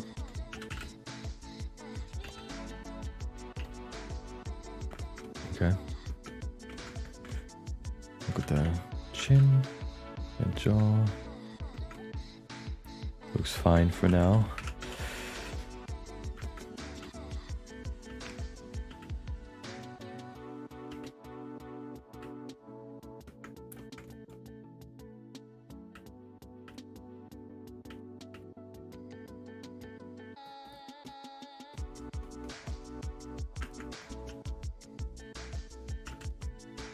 Luckily, when I started sculpting in Blender, I already had a background in drawing, so I already did some like likeness drawing and stuff there, and kind of learned basic anatomy. It wasn't really that great, I guess, but I could, you know. I learned the skill of, I guess, copying by eye, I guess, by only looking at it, by other references. Fairly well, but of course that only gets you so far in learning the anatomy. If you really want to learn, of course, you need to I kind of sculpt from scratch. But of course it's always good to have references on the side, just to have like a good thing to fall back on if you're kind of unsure about something. The worst thing you can kind of do is just sculpt from memories, because your mind can trick you quickly. I actually made a video about that at some point where I sculpted a hippopotamus without reference and then with reference. And the difference is quite big. So yeah, the first one didn't really look like a hippopotamus, like a fantasy creature rather. And then, you know, once you actually have references, it's so much easier because you kind of know what the features are and what they roughly look like, but you don't really know where they are and what the proportions of them are and stuff. So it can get very hard to, you know, put them in the right spot. And your mind, of course, only knows so much about the proportions, so it kind of tricks you into thinking that is correct. But once you then actually see the references, it looks very, very different.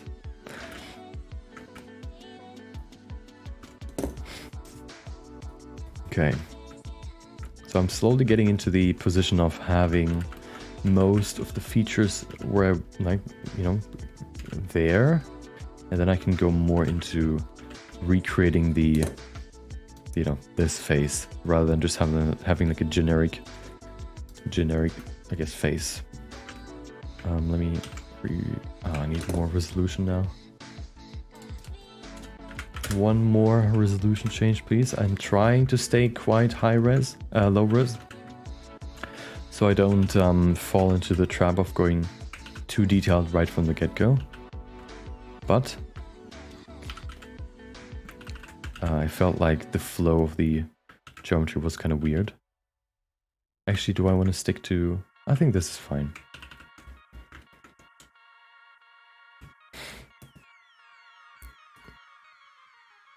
Welcome, Ash.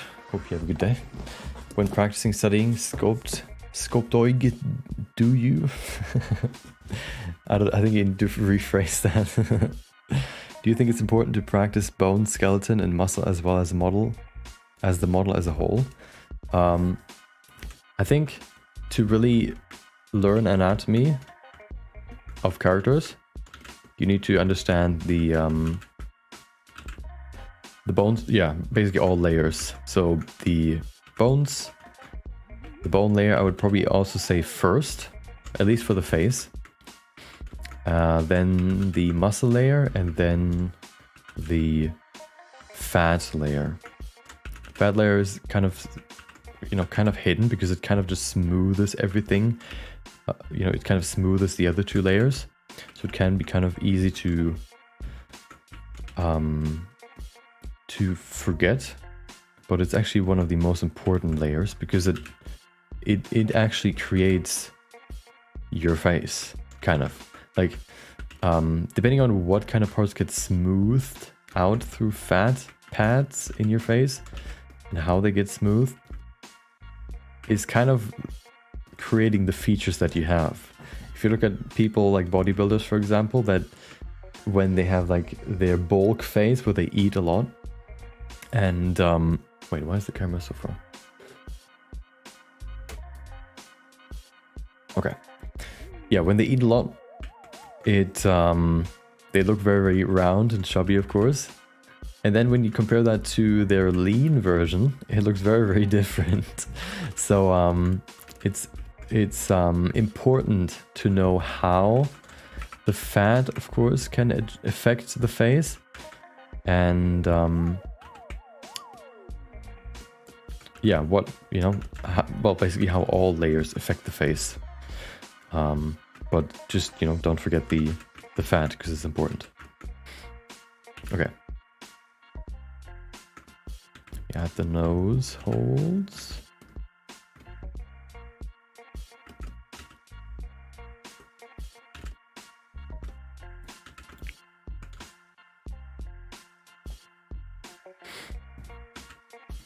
What's the poly count you are assuming for after the topology? Oh, I don't really, for these kind of projects where I create a 3D model, I don't really care about the poly count too much, since it's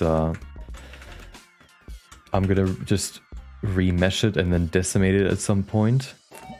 Oh, I gotta go to the door real quick. I'll be right back. Hold on. There you go.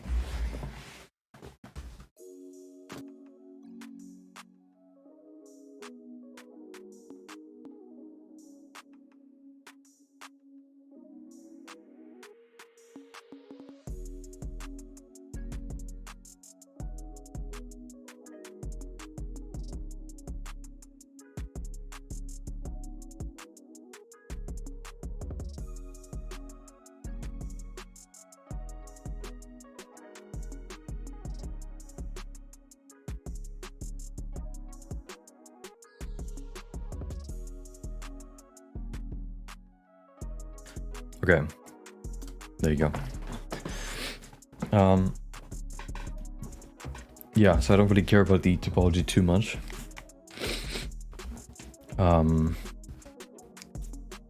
It's probably gonna have... Actually, I don't remember how much the other pieces had. I'm trying to remember what poly count the Elden Ring chess pieces had, but I can't remember. Maybe...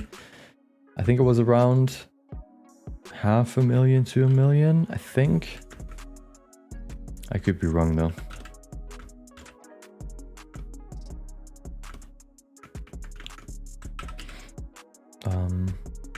Do this.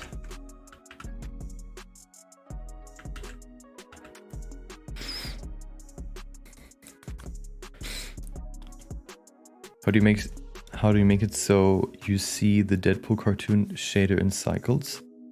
I don't know.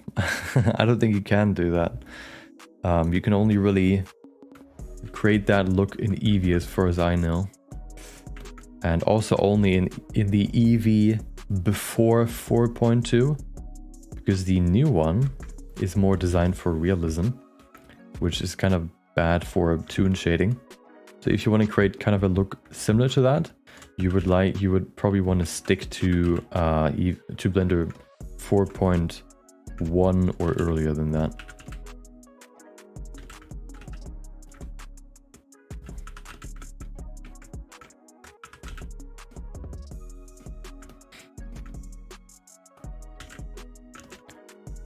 Okay, there you go. Define the nose a bit more. Oh, yeah, okay, maybe a bit too much. Okay, that's better. The structure of the nose can oftentimes be kind of hard to get right, just because it's such a weird shape. But once you kind of... Dude, I don't need your singing right now. Apparently instrumentals, I guess... Yeah, I know why some of them have voices, because they just, I guess, didn't set them as not instrumentals. Okay, when they uploaded them.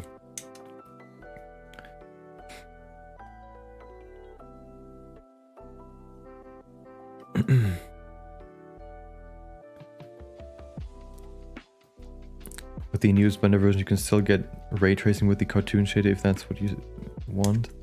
Yeah, the new one has more... it actually has like illumination and stuff, which can mess with the look. With the shading that you generally use for toon shading. Like the, you know... Usually you start with a realistic-ish shading and then you turn that into a toon look. Which could get messed up with the new shading things that they've added, but I haven't really tested it myself, so I don't know. But I think I've heard before that people said that they're gonna stick with an earlier version for like, their anime characters, for example.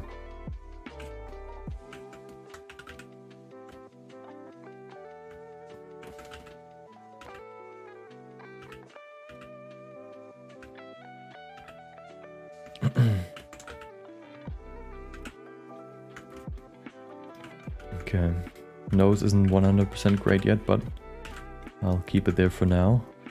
I don't want to spend too much time refining one bit. What I usually like to do is just to, you know, push everything forward. Everything forward at a time, so that not, you know, nose looks perfect and then the rest is still very blocky. I like to kind of make everything better and better and better. Let's go for the lips next. Lips are fairly simple. First of all, you know, just the sharp corner is a good start. Not all have these rather sharp lips, but it's a good thing to start with. And then, you know, go in here. You have the middle bit right here. Then you have the outer part. And then at the bottom, even easier, you have two right here. There you go.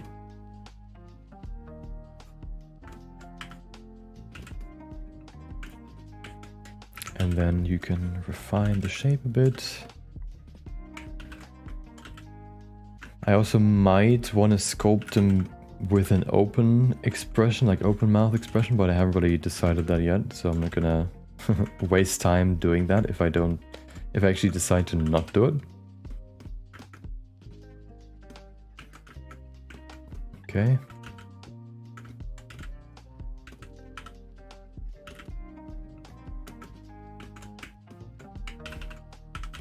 Also something, going back to fat pads in the face, very important to keep in mind is the fat pad covering the corner of the mouth. This one here. There's like a very small one right here that defines the shape of the corner of the mouth quite a lot, and makes a big difference in a face. If you don't have that one, it'll look kind of weird and flat. If you have it, it adds a lot more character, and just looks better. There you go.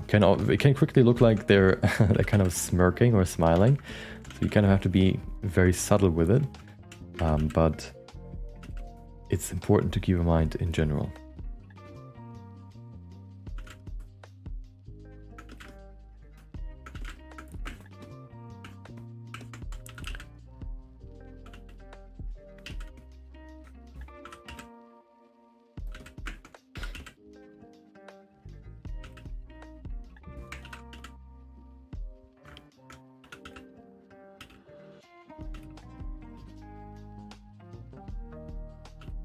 So now I'm already starting kind of to give the lips the shape that I want to go for. Maybe this one's a bit...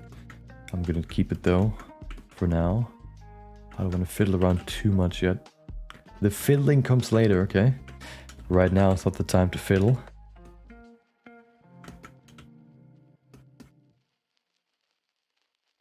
Not yet.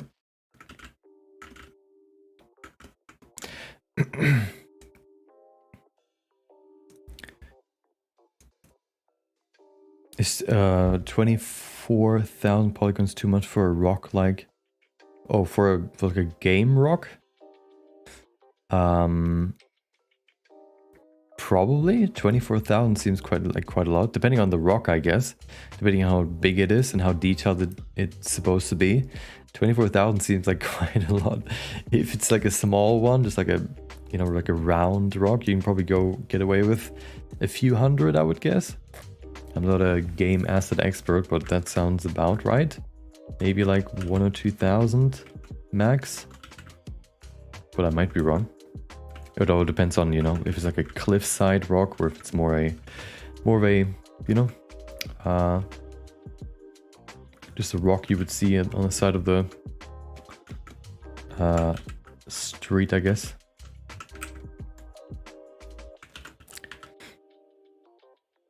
Love the video, thank you. When is Deadpool Part 2 coming out? It's gonna be a bit, since I need to create it first. I haven't animated yet, but you can see the progression live if you want to do it. If you want to join, I'm gonna stream me working on it. So if you want to join that, you can of course do that. And, or you just, chime in every once in a while to see how it's going. Oops.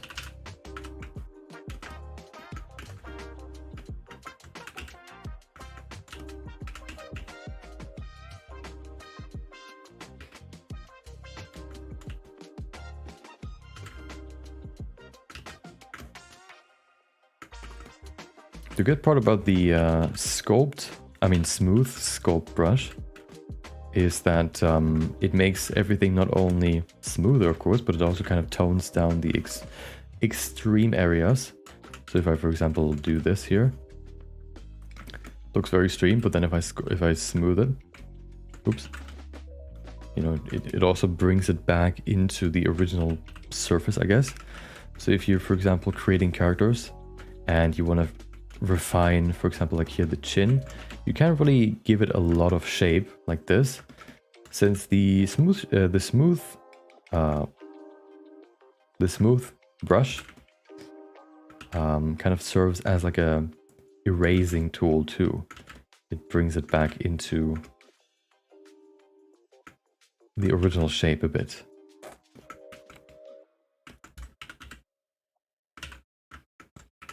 Okay, so the big thing that I see right now that is missing is the fat, the cheek fat, right here. Here I need to be kind of subtle because usually female characters have less, or it's smoother. So you don't see this clear like wrinkle here, for example, or at least the younger characters, let's say. It's not just female. So, you know, adding this kind of fat here can quickly make your characters look older, but having this slight volume here is very important in general. So you can't just avoid it. You need to add it. You just need to be very subtle with it.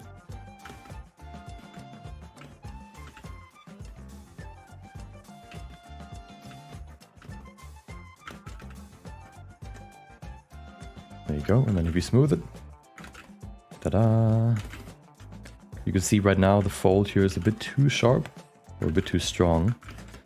So to bring it down again, you can just smooth it a bit more. There you go.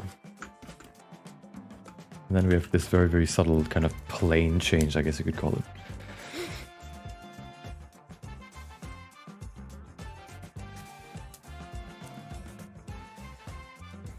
You're like Bob Ross, but in sculpting in 3D. That was actually one of my main, main inspirations for when I started streaming. Kind of like this style, you know, where you don't necessarily need to do it yourself, but you still enjoy listening to it because it's interesting to hear about what the people creating that stuff might think about. And maybe maybe at some point you'll try it yourself. Okay, see how much of a difference this makes, this little fat pad right here. That's like one of the big ones that people oftentimes forget, but it's also one of the most important ones. Same one right here around the eyes. First of all, of course, we have the eyelids right here, but then over the eyelids. Okay, this music is a bit too fun. I want something laid back. Over the eyelids, we have the fat pad.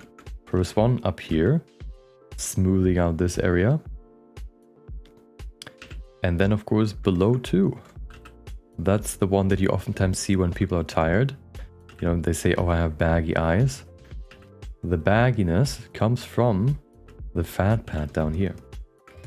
If you were to draw it in, for example, you could make it look kind of like this. And then you can see all of a sudden the character looks very tired. Of course, we don't want to do that here. So we don't want to make it too extreme. But also very important is the separation between the eyelid and this fat pad, especially down here.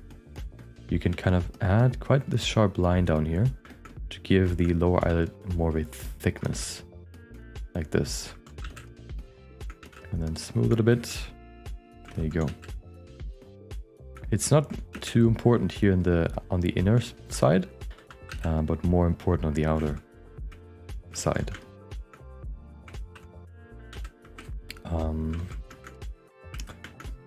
The reason why I wanted to stick with a lower resolution first is because then it makes it easier to adjust the bigger parts. So, for example, with more resolution, it's harder to adjust broad shapes. And I kind of notice that now with the resolution that I have. I would like to adjust it a bit easier, but we're now here stuck with this resolution, so I'm just going to stick with it. I think it's not too bad. Yeah, so we're just going to stick with it. I also need to get back in the groove of sculpting characters again. Haven't done it in quite a while.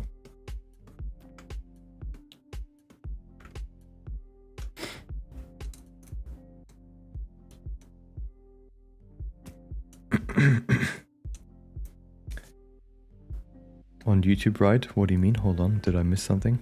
No. Is it for VFX? Oh, okay.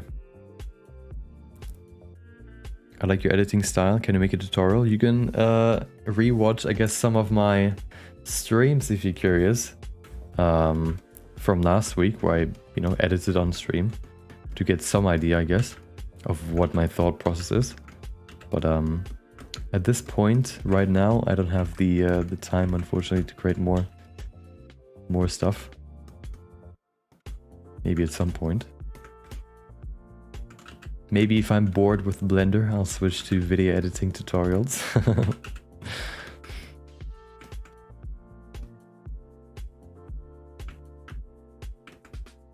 The eye isn't perfect yet, but that's fine. It should be rounder. The way that I like to kind of figure out how round it should be is with actual, eyeballs, adding them. But right now, I still want to figure out the rest of the face and the general proportions. So I don't want to do that just yet, but we're slowly getting there. I think, let's see. Do I want to bring the eyes slower? I think at this point we've reached the point where the general shape is here. So now I want to adjust the proportions to fit it more to what I'm looking for. So smoother, like a rounder face, smoother features and stuff, so that can then contrast the dragons that of course are going to be added too. So, just grab the biggest grab brush you can find and just move it around. Oftentimes you can make something look a bit more feminine or younger, I guess. These two kind of go in. These are kind of interchangeable sometimes by bringing the eyes lower and making the upper part of the head bigger. That's oftentimes also why Minecraft skins, female Minecraft skins, for, like girl Minecraft skins, whatever you want to call it, have the eyes almost like at the bottom of the head. Let me see. Minecraft skins. Skin dex is temporarily down. Cool.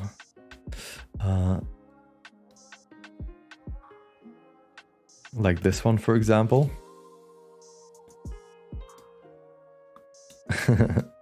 Look how far down the eyes are. Oops. What is this? Look how far down the eyes are. They're almost at the bottom of the face, but it still looks fine. Because oftentimes, you can make characters look, more feminine by making the forehead bigger.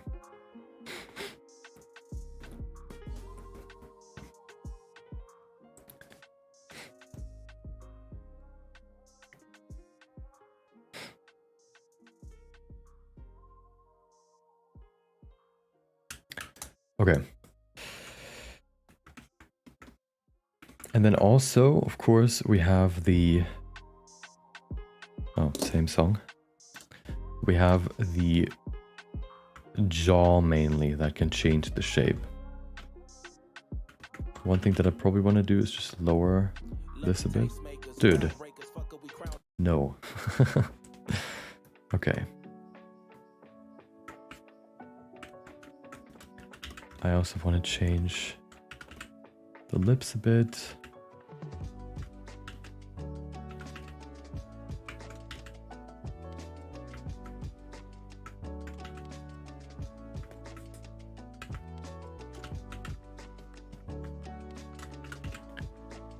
Let me actually look up some more references real quick. Okay.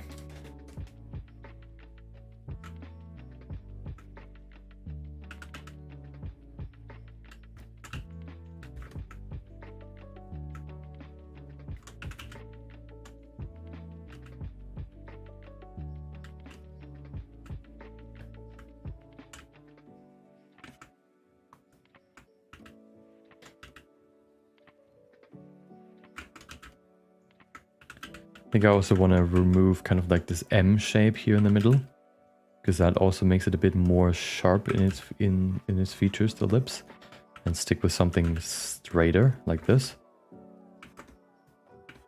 I think that's better.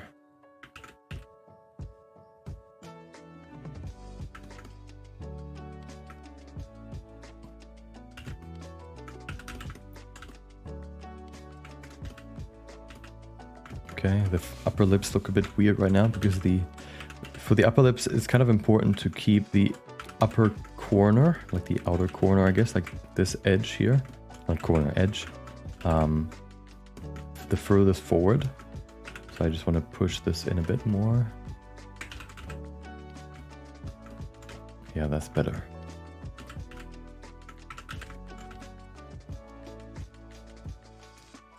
There you go. Okay.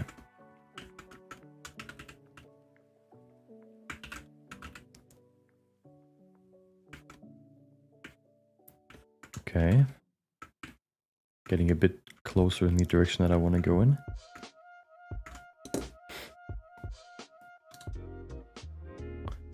And then... oh, I think I moved the blender window. Okay. The nose, I think, is the most prominent one right now for a very angular or like defined look. So I want to adjust that too.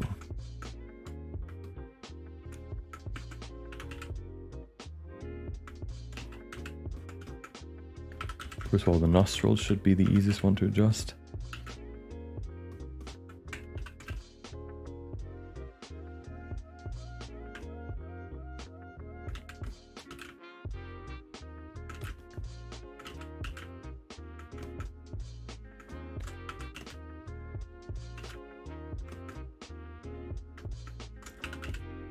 Okay.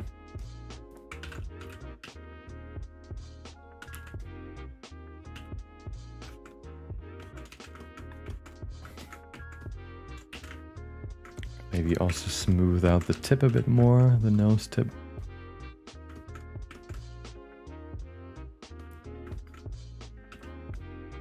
Yeah, the nose is kind of made out of multiple individual parts. Like, for example, the nose tip right here is made out of like two sort of wings that go outwards.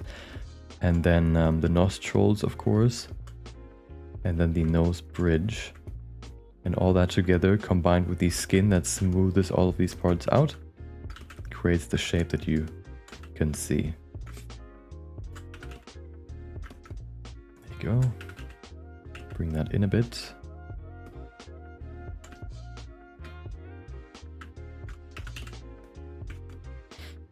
And then I probably also want to make it a bit more short, a bit shorter, like this. Do I want to give her a bridge? Okay, here's the question, okay? You can participate in this sculpt. Do we give her a, like a nose bridge bump or not? Like I have, slightly, or not? Hold on, let me show you what I mean. You can probably imagine what I mean just to show it, I guess. I guess that kind of goes against the smooth roundness, right?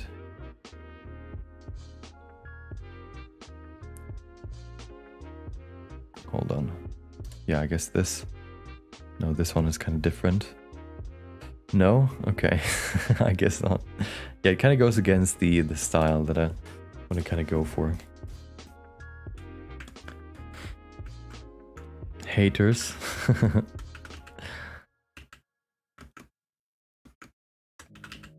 Next time we're gonna create one with a nose bump. I'm gonna keep this in mind. Okay, but we can make the nose bridge a bit rounder, I guess.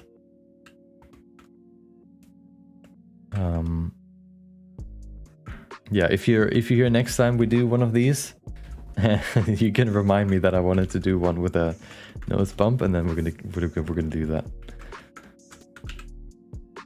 Because it can create an interesting look. So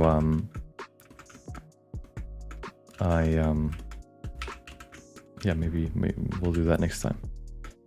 Okay, maybe that will be the foundational idea for the next character. Okay, so something I like to do to kind of refine the fat pad above a bit. It can be kind of look weird sometimes, but let me show you what the fat pad actually looks like. Fat pads.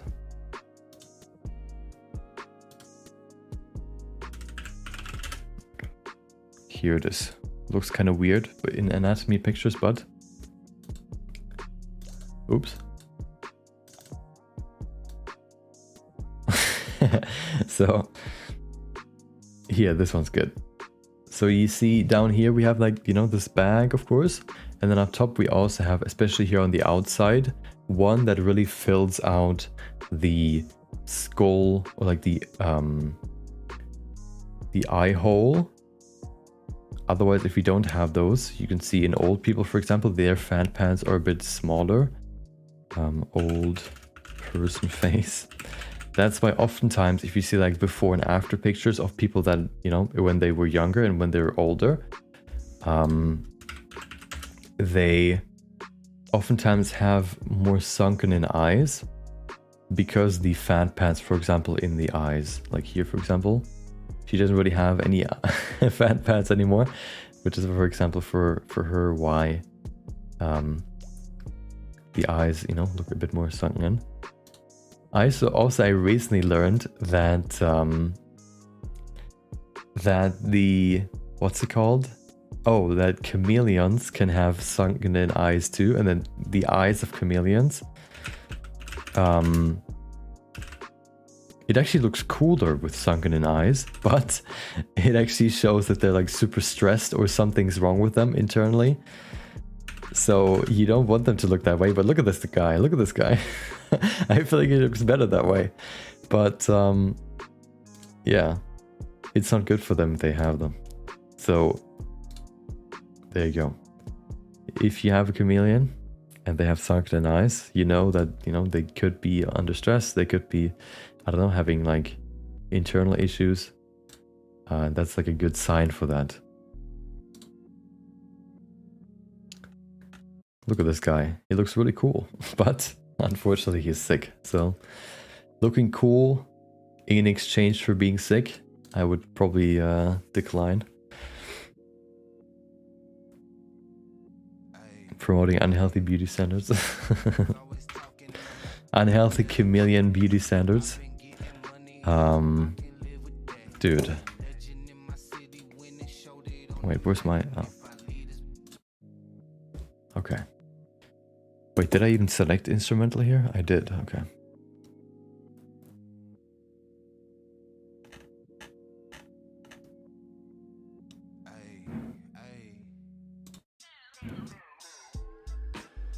Okay. So, since the fan shape kind of looks like, you know, what I showed, what I like to do sometimes is kind of draw it like this, just to really define it. And then smooth it out again. I don't think I need to do that here though. I just want to go in here and probably just add a bit more volume to it. Then take it a bit away here. Oftentimes, like the inside of the eye, like the nose bridge where it connects to the forehead, is quite deep, and I kind of want to probably want to keep that here too. Like this. Bam.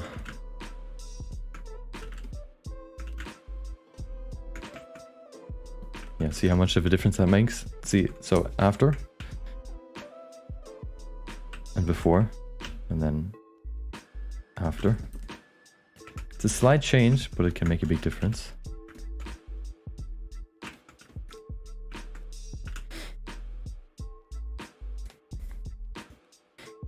Okay.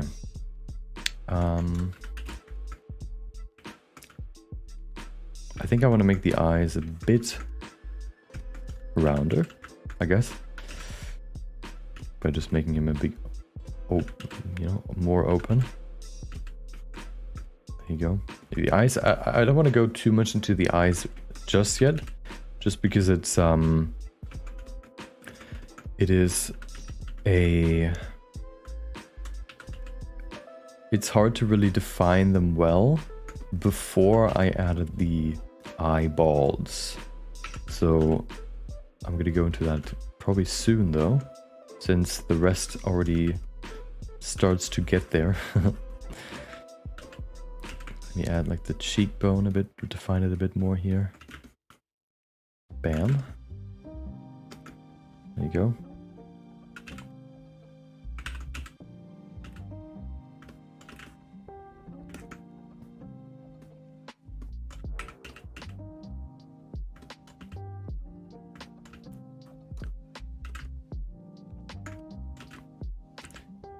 Welcome, Omar. Hope you have a good day.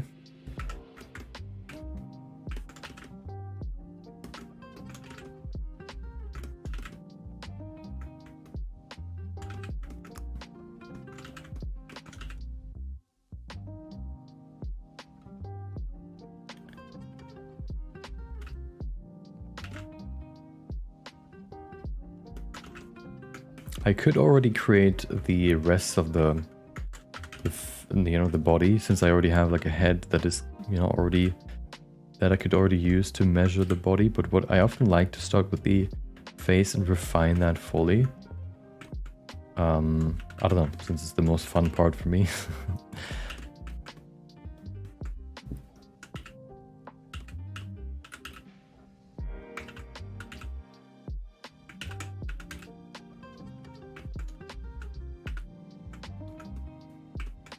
It's not necessarily like you can't really give your characters too much. You can, of course, to a certain degree, but the most character or uniqueness, I guess, you can give a character is through the face, in my opinion.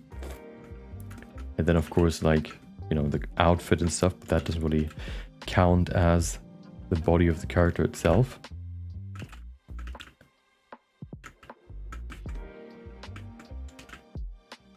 So I wouldn't really, count that.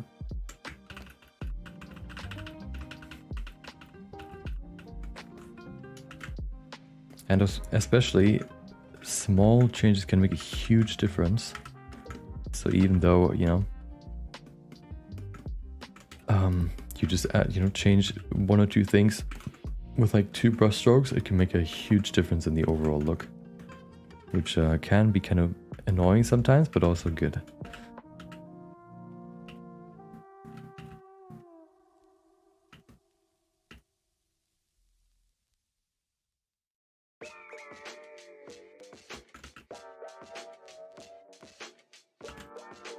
But that is more when you get into the, more details. It doesn't really apply too much when you're still laying out the proportions, for example. Okay, there you go. I'm still not happy with the lips, but I think I'm gonna go more into them later. I don't want to spend too much time on them right now.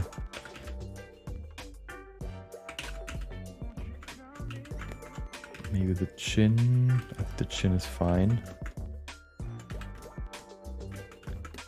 I think I want to go into the eyes, because especially once I add the eyeballs, it can change the look of the eyes quite a lot.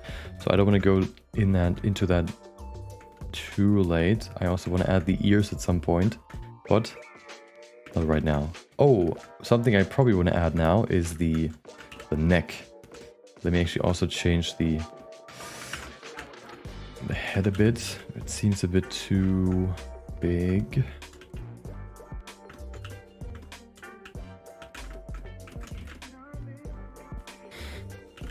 How much do you switch brush sizes? Oh, how do you switch brush sizes that fast? With oh, I just press F, and then since I use the pen tablet, I press F and then I can change it dynamically. So I just press F, switch, press F, move my cursor to the left of my pen, and then it gets smaller. And that's how I can quickly change between the sizes that quickly.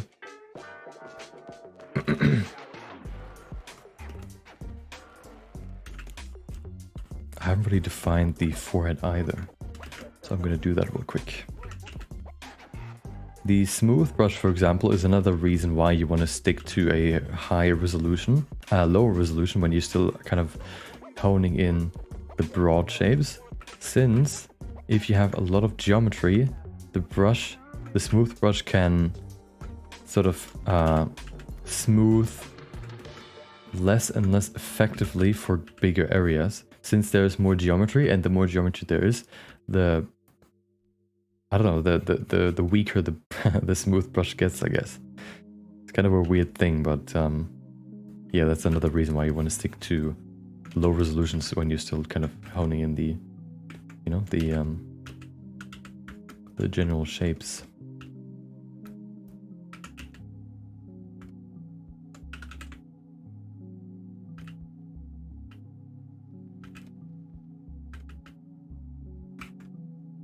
That's weird.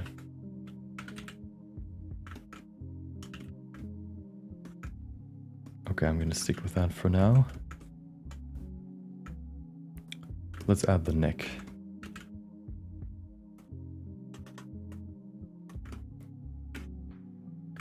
So, neck, pretty easy. Also kind of annoying with so much geometry. First of all, before everything dies, save the project.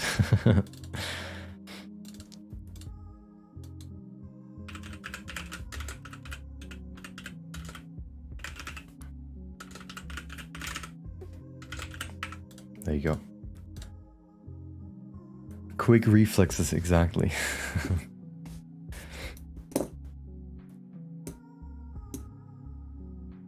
Love these streams, even though I can't join because of work. Oh, I mean, maybe you can, you know, watch it on the side or listen to it. Okay. Yeah, let's get to the neck. The neck, pretty simple. Hole, right here, or circle. And then Control I to invert. And then grab the snake hook brush and pull it down. Look at that, beautiful. I don't want to add the trap, or like the traps, or like anything that merges with the shoulders, because I want to create a block out for that. So I only really want to have the neck right here. Everything else is too much and could kind of, you know, intersect with the rest of the block out. Oh, I need to remesh. Okay.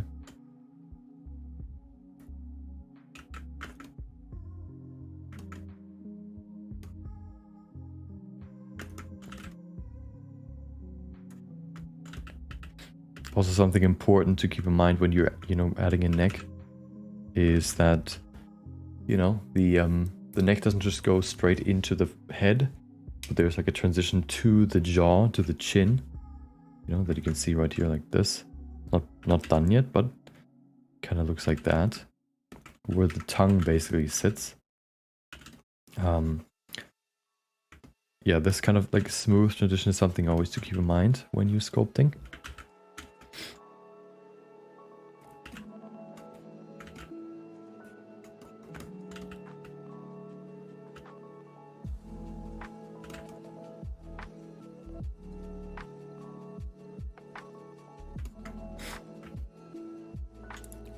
Is YouTube and Blender your main job, or do you have other jobs? Nope.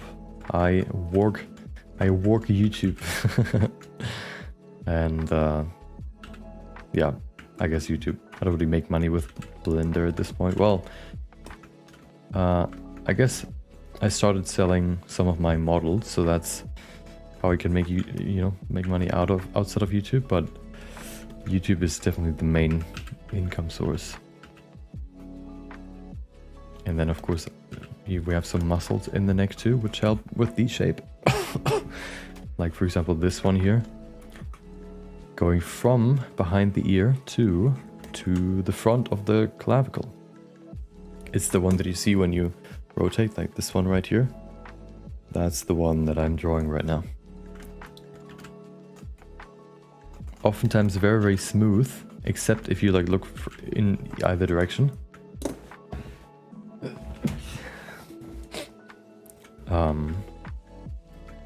Yeah, so oftentimes people tend to draw them quite defined, even though people just look like the character just looks forward. So it's important to keep that in mind when you're yeah, when you're creating your character.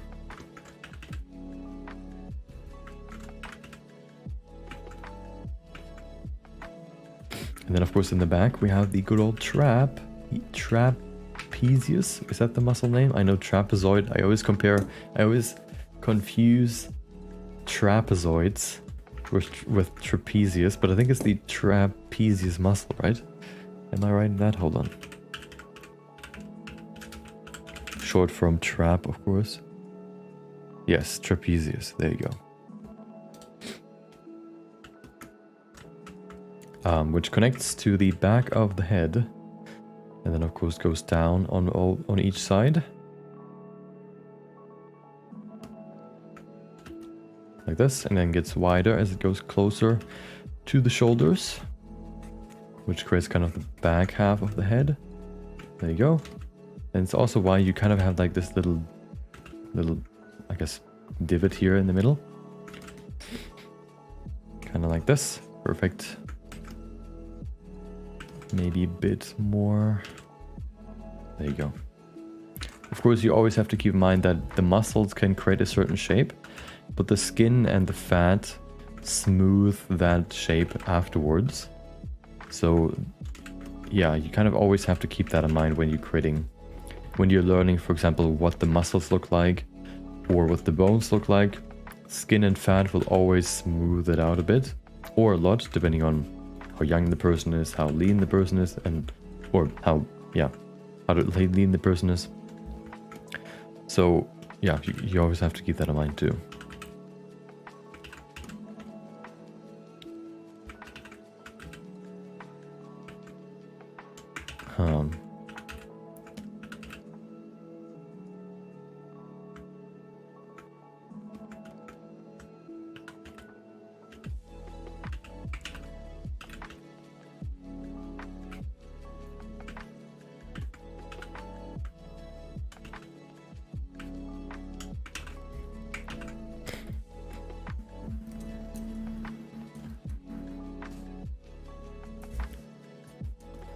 You ever think to go work for some studio or game industry?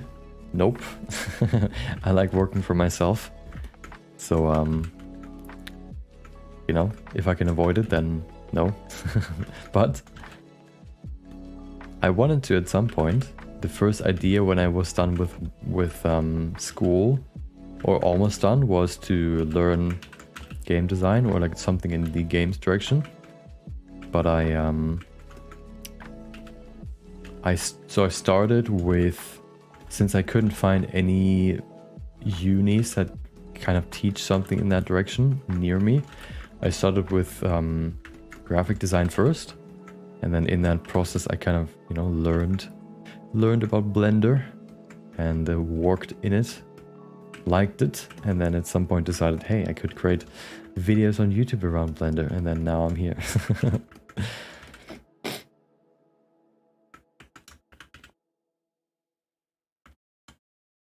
So the path has changed a bit, but that was the first idea when I was in school.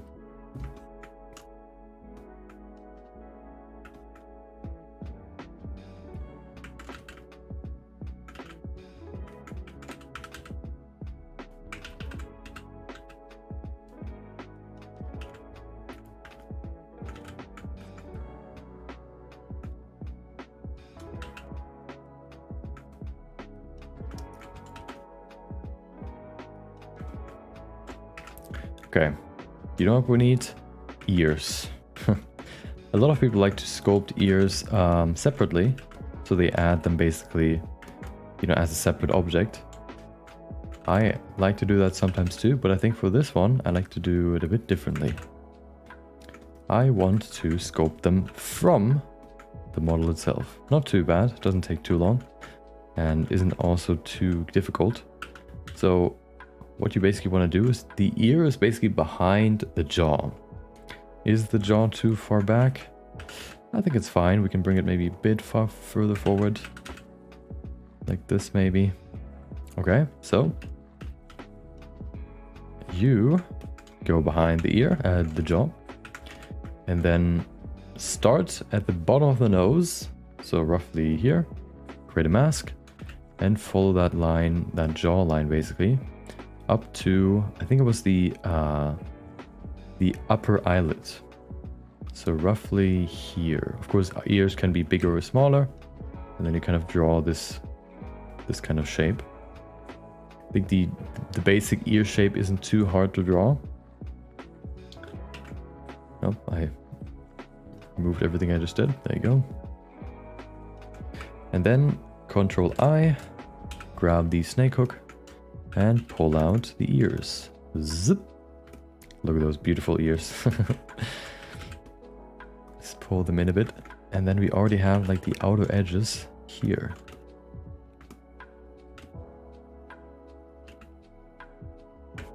Okay. Pull them up a bit so you can now create the basic shape. Maybe create like a nice S shape here.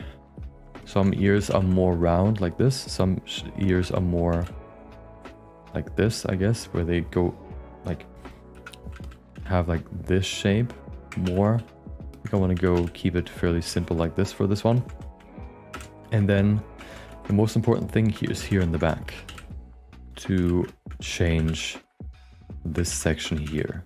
Of course, it doesn't just connect solidly to the head like this, but it actually is kind of like a cup and only really connects to the head sort of quite far forward in the front. So if you were to shape that, it would be something here. It doesn't connect that much, so we can get rid of all this. And then the top especially is kind of where the cup is. Also, what I like to do is to draw the ear shape, the inner ear shape. Let me actually adjust the ear a bit. It seems a bit big right now. In the back. Okay. And then go to the crease, no, the clay strips, and create the general round outer edge, I guess, of the ear. Like this. Follow the edge. Make it nice and round. Give it some thickness. And then on the inside, fairly simple. You start with the outer edge that just goes inside like this.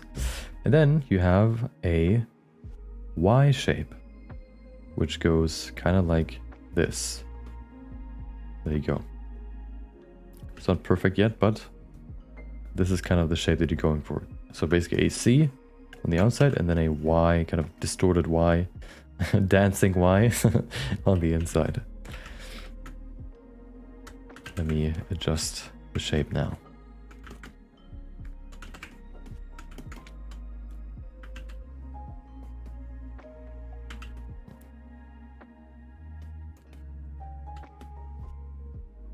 And then of course in the front here at the bottom left, we have this little weird thing here. I don't know why that exists, but it does.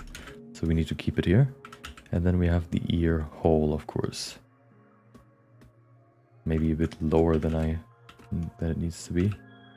That is better. And then here we have the deep part of the ear.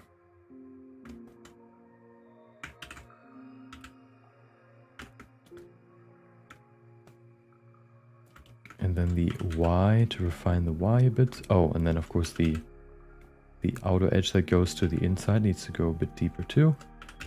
And then we have the Y shape here. That kind of connects to the side here. And goes around here to here.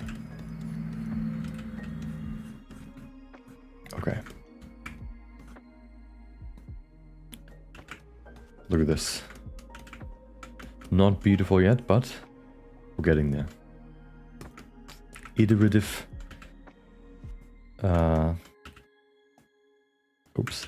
Oh. Forgot to enable front faces only. iterative improvement. That's all it's about.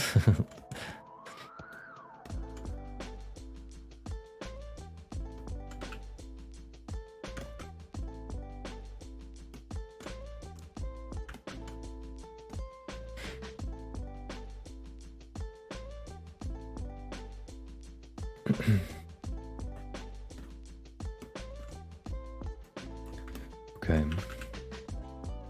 The edges are quite thin, but they also have a certain volume to them. So it's kind of like a dance you have to kind of, you know, do with them. Let's go back to the cup real quick. It kind of looks like this. So it kind of, you know, sits right next to the rest of the head right here, to the skull. And then the only really place where it connects is sort of here in this area. I think so. Well, of course, yeah, like on this side obviously, but here it kind of connects only really like here. So it extends past where it connects. Kind of, I guess, the same with animals. Animal and human anatomy is actually quite similar. The only really difference is the proportions. They also have a nose bridge, they have ears, of course. They have eyes. All the face parts are the same. The proportions are just different, or alignments sometimes. But once you know once you can sculpt a human face quite well, you can sculpt animal faces quite well as well. Same with a dragon, I guess. Oh, the cup is a bit big right now. Let me bring it down.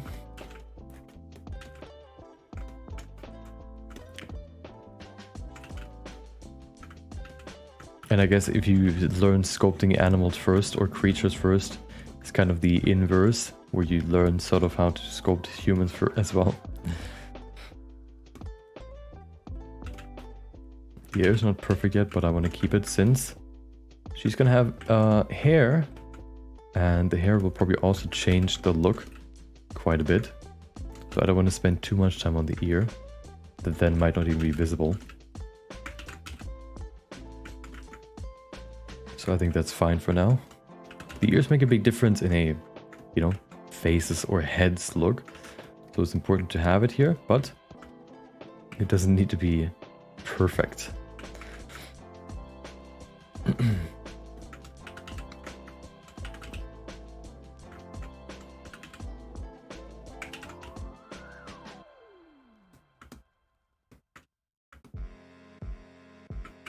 Okay.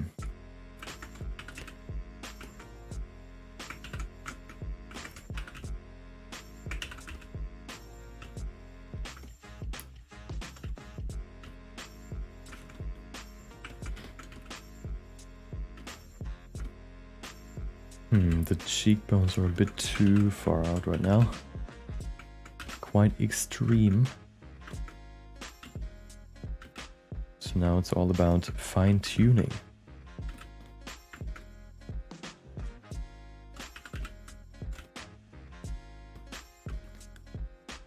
Oh god. Okay.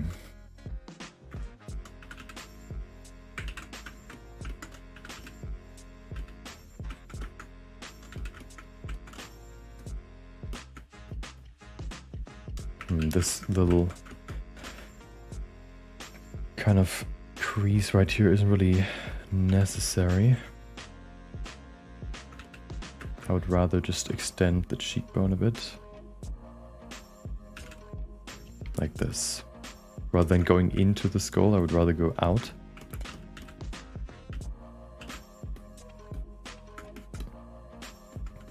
And I think at this point we've reached the point where we need the eyeballs.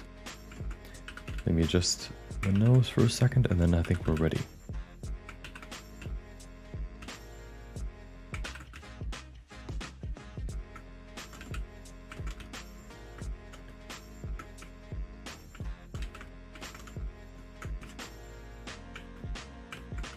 I'm not fully happy with the nose yet, but that's fine. I will care about it later. Okay. Eyeballs. I had a lot of trouble when I learned about how to, how big the eyes actually are in the head. I did my own experiments with the references and stuff, and in my findings, I concluded that it's probably...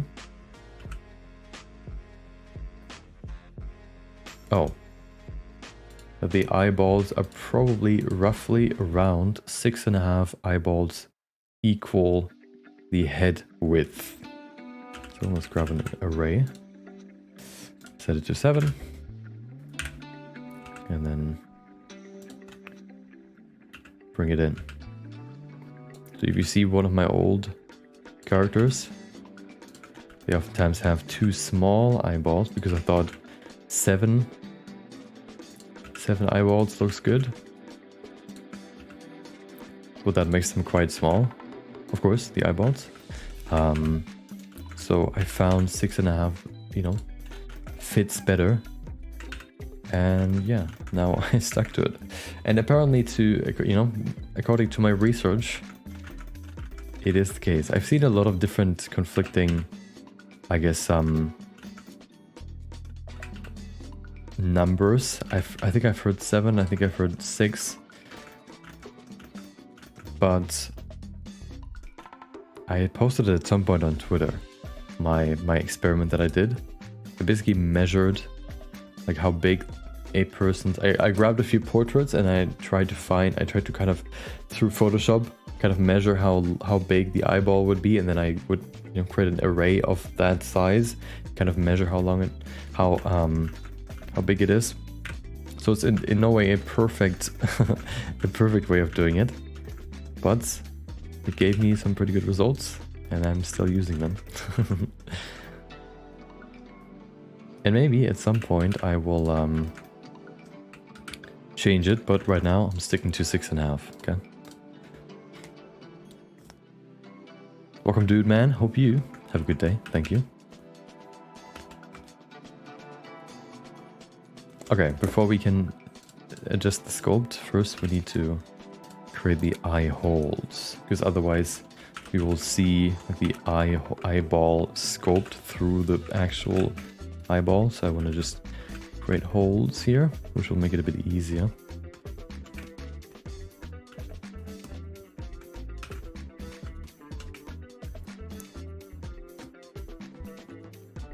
Actually, let me see if I can find my Twitter post, because I want to look at it again and just make sure that I don't say anything wrong. I don't want to make sure that I, remember it correctly. Oh, quick teaser for the Deadpool video. I created a procedural ground crack effect. You can see it right here.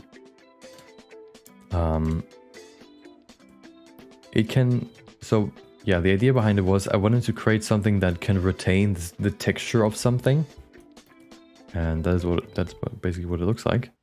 You can adjust the layers and the amount of the stones. I haven't tested it yet in an actual animation, but so far it works pretty well.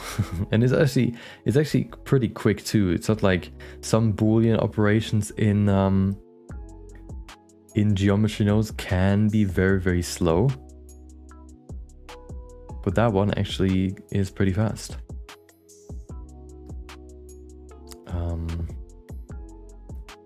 Come on, where is it? It's been quite a while, but since I've done that experiment. But it should be somewhere here.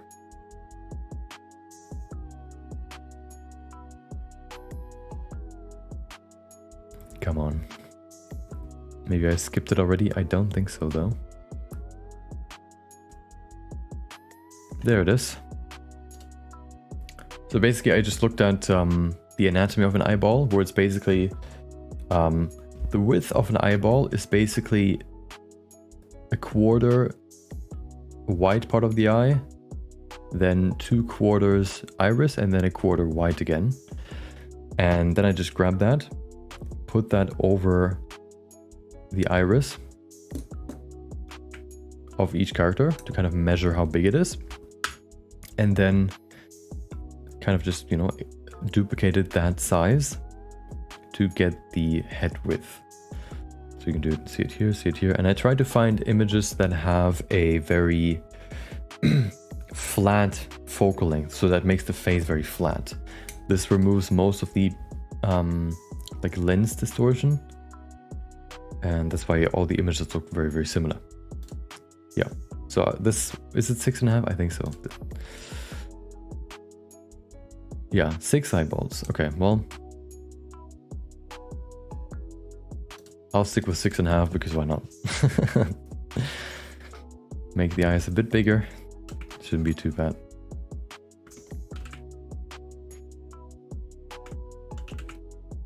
Actually, should I change it? No, I'm gonna stick with 6.5.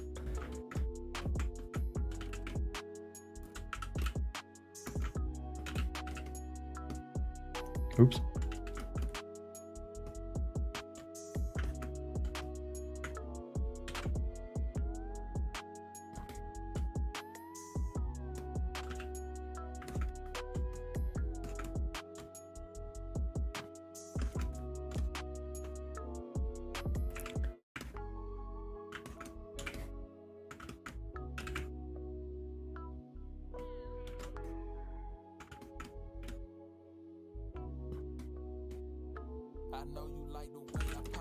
Okay.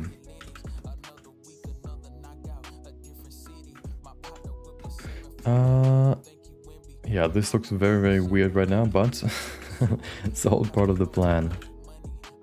Let me add, I think this is fine now.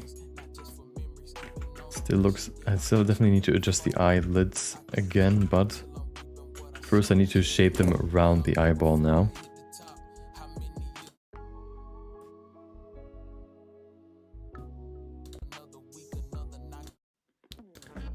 And then we can think about the rest. Let me grab the sphere. There you go. Also, the eyeballs are roughly 1.5 eyeballs apart, so I'm kind of guesstimating here. Wait, is the... I'm kind of seeing if it's asymmetrical right now. I don't think so. Why does it seem tilted? Maybe I'm just... my eyes are wrong. So that should be roughly right. There you go. And now I can shape the eyelids around the eyeball.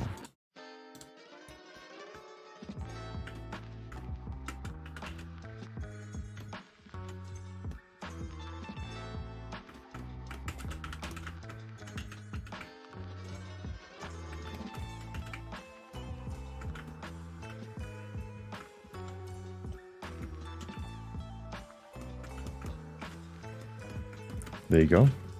Also keep in mind, of course, that the eyeballs, the eyelids have a certain thickness to them, which is always something that, you know, can be easily forgotten, but it's important to get them right. They're not just, you know, flat planes. They have a certain thickness to them. I don't know exactly how thick they are, but I usually just go by, you know, by eye. And now since the eyeballs are now actually in here, I oftentimes need to adjust the eyelids quite a bit because they don't look right. So I need to do the same here.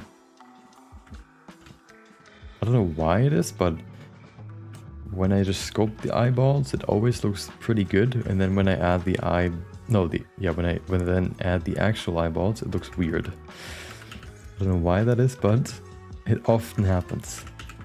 Kind of like similar to when you create a sketch of something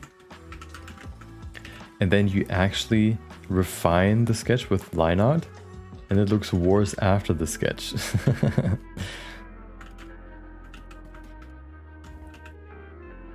Some weird magic's going on there. Something's not right. I guess maybe the sketch has like, since it is less defined, there's more that the brain can interpret and make it look good in your head. I don't know.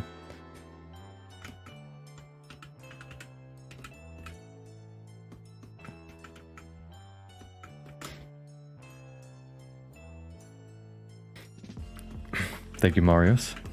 Glad you glad you liked it.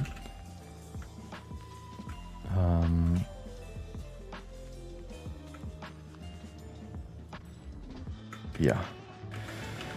The shape is still not great.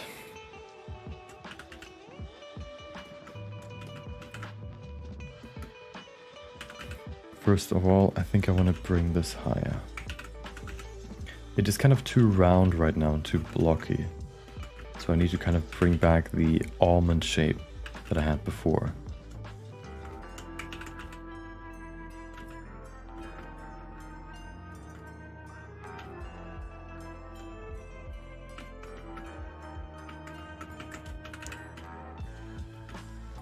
More like this. And bring it in a bit. And there you go.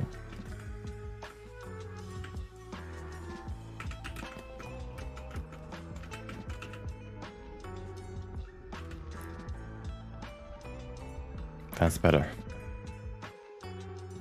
It's not fully there yet, but also something important to keep in mind. Eyebrows and eyelids, eyelashes can make a big difference. So even if I just now add like a quick, like facial hair in general, I guess can make a big difference. Just like a very, very rough eyebrow drawing like this. And the eyelashes, eyeliner, whatever. It can make a big difference. So if you're kind of debating whether once you add those things, what it would look like, you can also just use the mask brush, for example, to kind of draw it in slightly and see if you want to make some adjustments, rather than having to wait for that time to come and then realizing that something looks off and then you have to go back and adjust the sculpt again. You can do that and kind of imitate the facial hair with the good old mask. Already been 3 hours. Yep. 3.5. Time is flying by.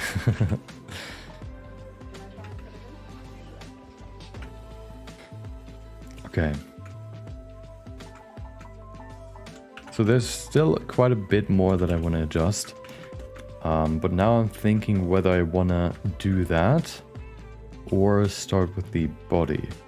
So I think what I want to do is I want to finish or work on the head until the end of the stream and then probably start with the body off stream because it's a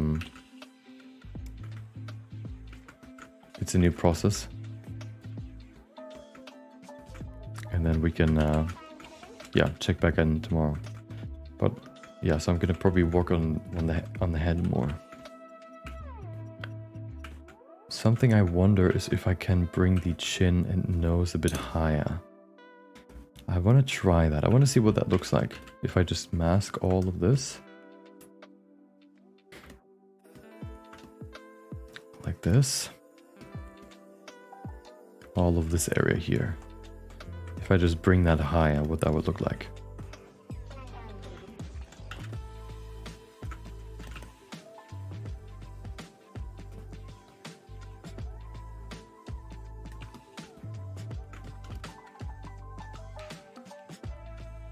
Okay, just do that, and then we can use the good old transform tools.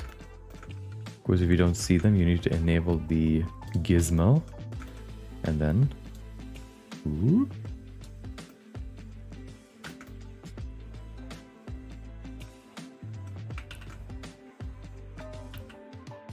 I think this might be a bit too much, but slightly maybe. And then also maybe bring the lips a bit higher. Often even these small proportional changes can make a big difference.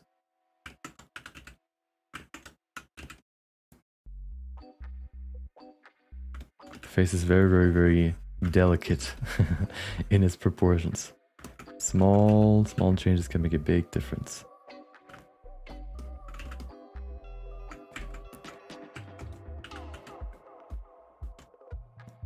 You could also use a few planes as a separate object to stand in for eyebrows too. Yeah, you can do that too. Just use like a solidified plane, for example. I generally, you know, for me at least, usually it's enough to just draw them in rather than to create a model, since it's so temporary for me at least. And then once you have a more refined face, I guess you can go in and add a more, you know, solidified version of the eyebrows through like a plane, for example.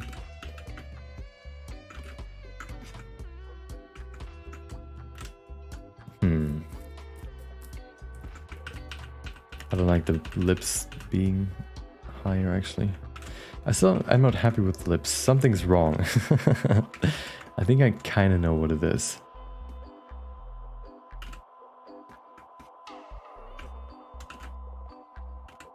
Haha, I forgot about this. Wait, did I?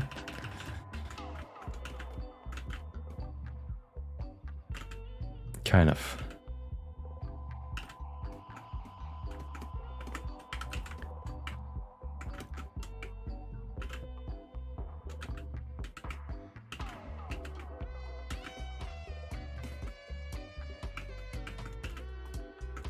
Okay, it's getting there.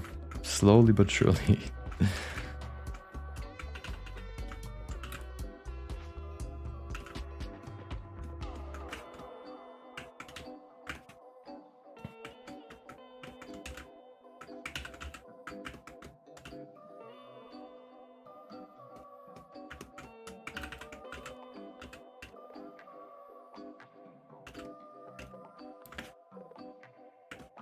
Okay, it's definitely going in the right direction now. But yeah, maybe just like a few more iterations of this, and then I get to what I would like to what I would like it to be.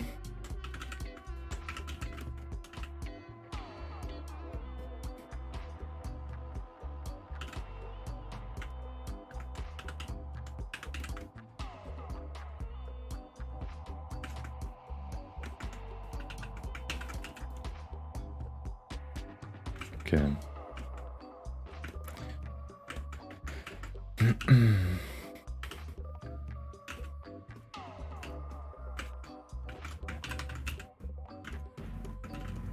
It was kind of the same when I at some point, I don't remember when it was, but at some point I started sculpting characters for a while. Then getting back into it took a while, but usually after like 1 or 2 projects, I'm back in it. So hopefully with, you know, this kind of in-between project, I can kind of get fully in it again.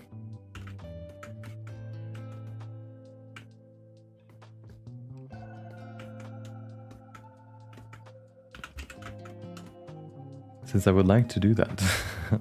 I kind of missed sculpting a bit, because I haven't done it for quite a while, like, you know, more extended sculpting. I've of course kind of always included sculpting in to some degree, but usually not from scratch. The last time I did that, I think, was for the Chihiro model, and kind of for the Elden Ring project, but that one was more focused on creatures than characters, and also not on face, I guess.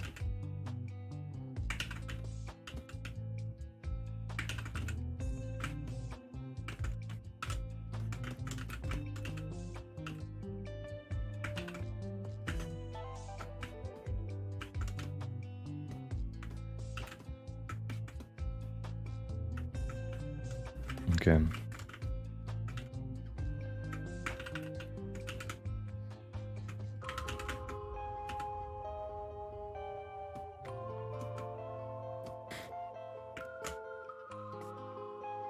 What animation tutorials do you recommend?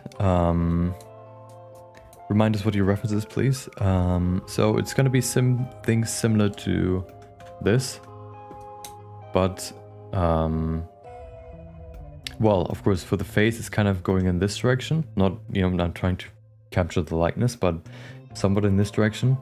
And then the overall look is going to be something in these two images here, kind of in that direction.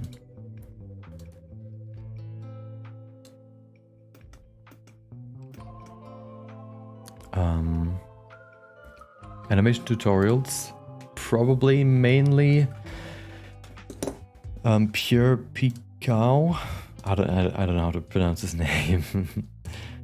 He's the main Blender animator that I would recommend. Pierrick, sorry, not Pierre.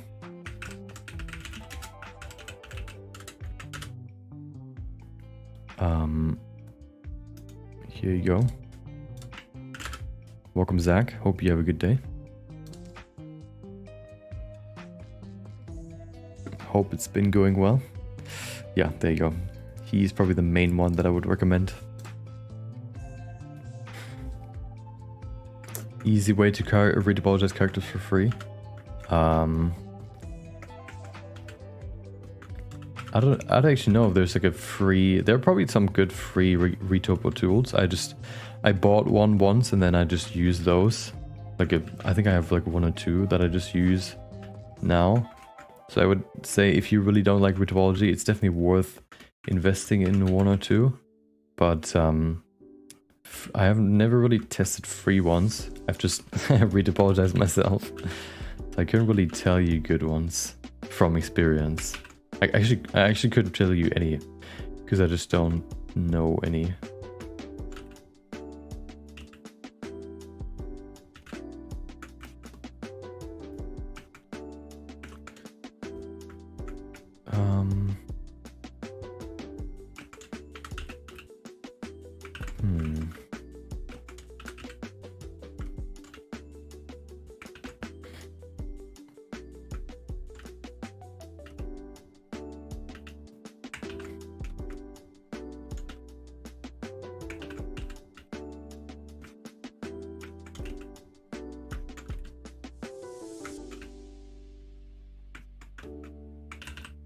I feel like the eyes are a bit too far back. Actually, maybe not.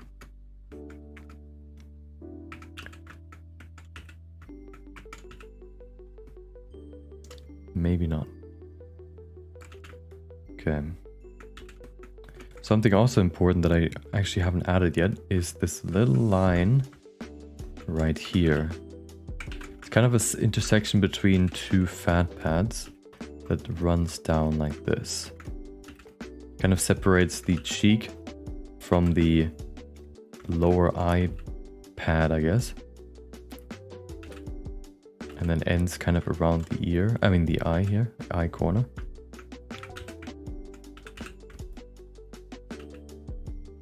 Like this.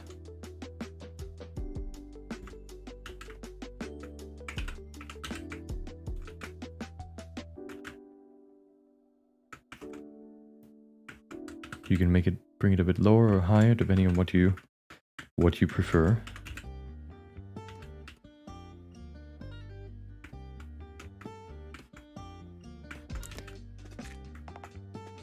It's too late to retopologize.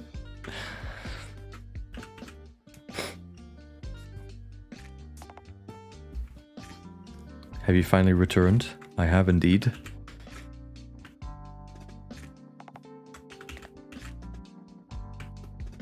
You know, I don't stream on weekends now, so I don't even... Did I stream on weekends before? I don't even remember. It's been too long.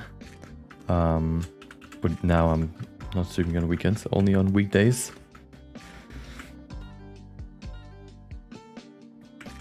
There you go.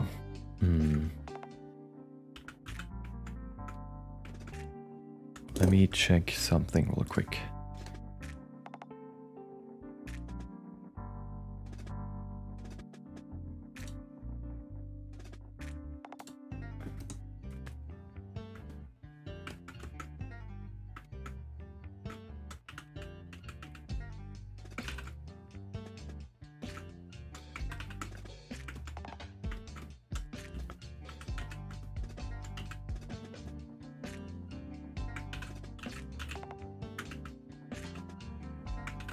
I probably... I think that's fine.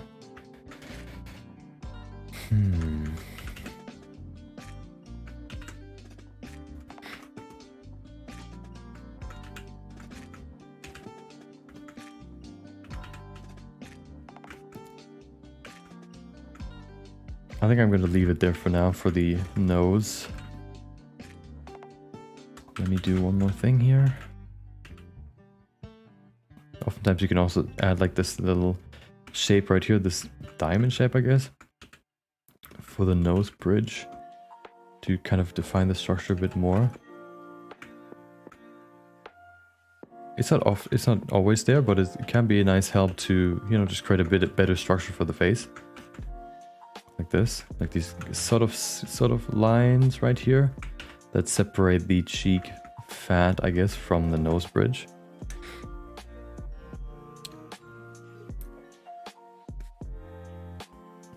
What am I drawing? I'm sculpting a character that I want to then 3D print. It's a kind of a, I guess, you know, character design that I came up with, or kind of collected through references. So it's not a known character, I guess.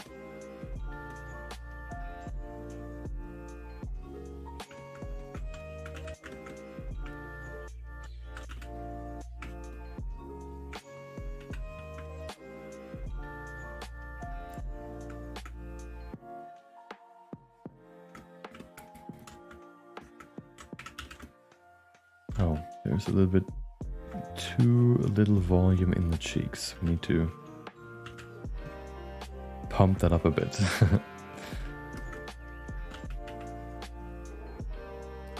Okay, that's better. I probably also want to slightly adjust or just define the cheekbone a bit more. So what I want to probably do, just grab the crease brush and just do this. Let's see if that works or if it looks weird. Okay, that's maybe a bit too much.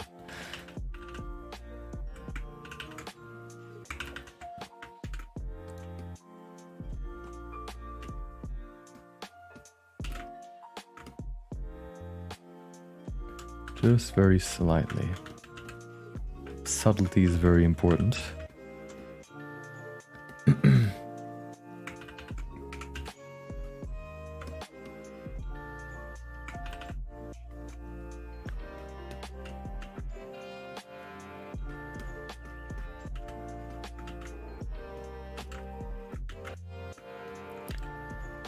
Okay.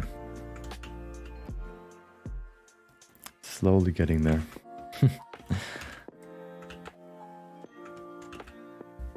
Welcome, Piranha. Thank you.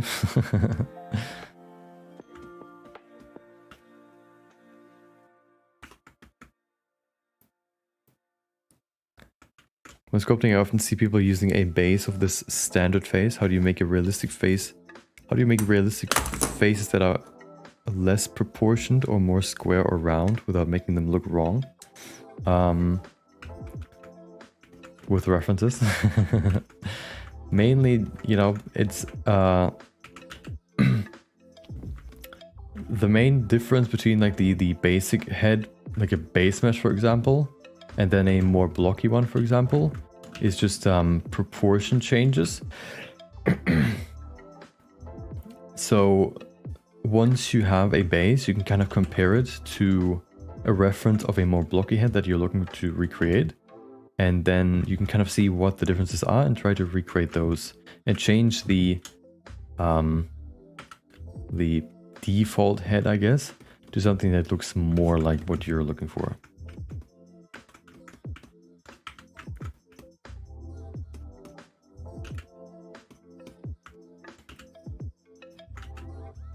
Of course, if you're creating a head from scratch, then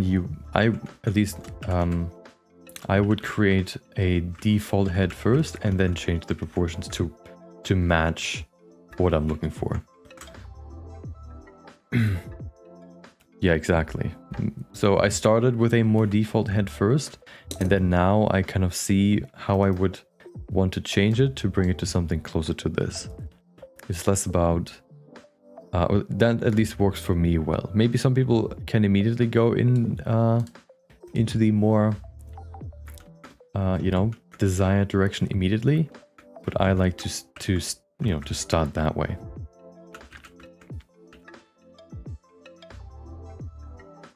This way I can make sure that the general proportions look good, and then afterwards I can personalize them, I guess.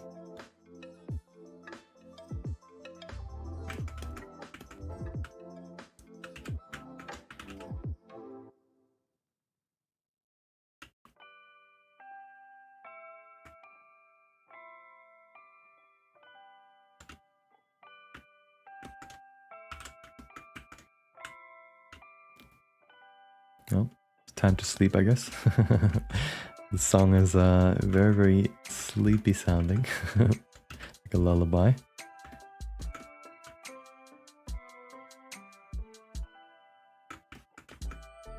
Oh, picking up a bit.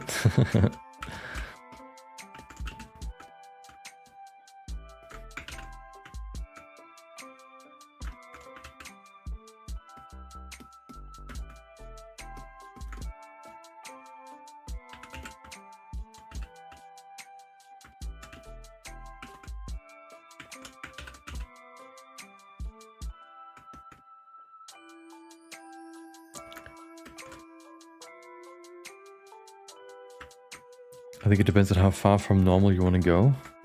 Yeah, if you want to create like a very... So the base mesh I would create for a male character, for example, would be very different to a female character. So, since male characters can oftentimes look more defined, I guess, or have more extreme features, it makes sense to start with a more defined model, for example, or if it's like extremely, I guess, like, different, you could also very early already go in that direction, since the changes would be so big that you would have to remake the face kind of wholly anyway.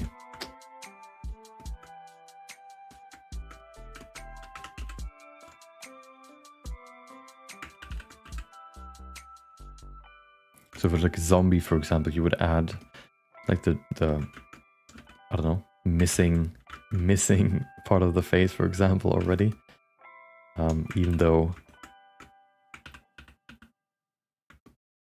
you're still in the block-out phase, since it's such a big part of the shape of your overall look.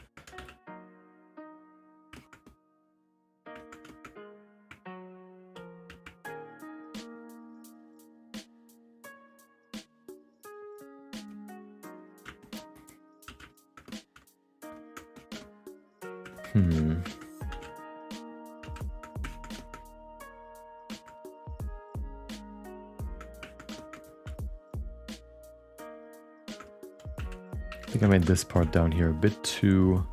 There's like a small fan pad that you can see right here that is very prominent on older people. That kind of droops down like this, and that's an easy way to make your characters look older by just adding the fan pad that's kind of in this area here. Okay, like this. But since this character is supposed to be fairly young, I think I made it a bit too big. So it's like a... You need to have it there, but it also can't be too prominent. And I think I made it just a tiny bit too prominent.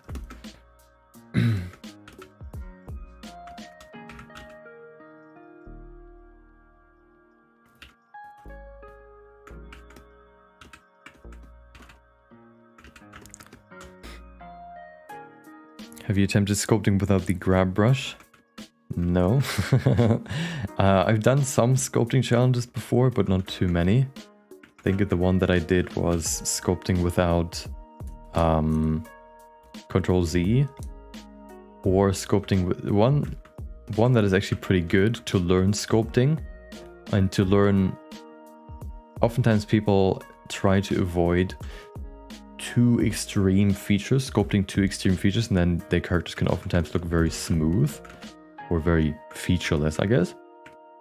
And one way to avoid that, or to practice that away, get rid of that kind of feeling, is by sculpting without being able to use the smooth brush. Since oftentimes they add a more extreme feature, but then use the smooth brush so much that they just remove it basically.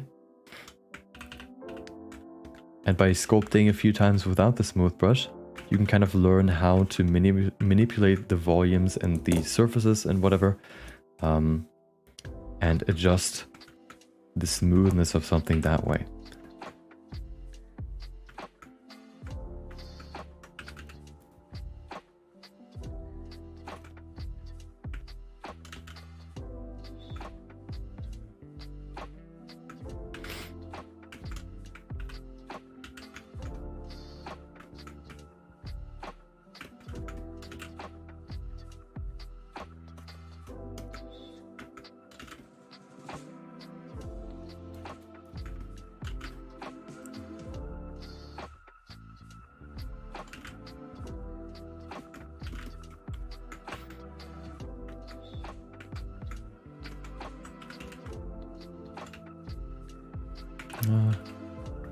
Okay. Slowly but surely, it's getting there.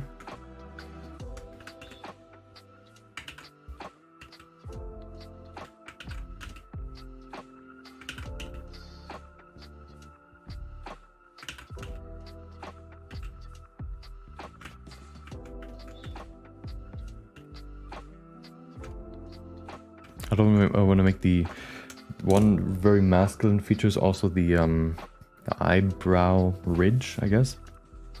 Oftentimes for women, for example, that is it is quite smooth, whereas for men it can be quite pronounced. And I think for this one here right now it was a bit too pronounced, so I'm gonna smooth it down a bit, file it down like this. Maybe that's a bit too much, but we'll see.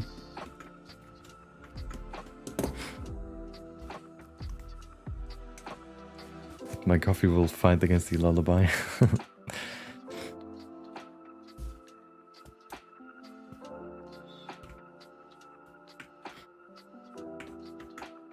Also, if you prefer, for example, blocking out your characters with like different shapes, like subdivided cubes, for example, then of course the workflow is a bit different. But if you want to follow a similar workflow to mine, for example, where you create the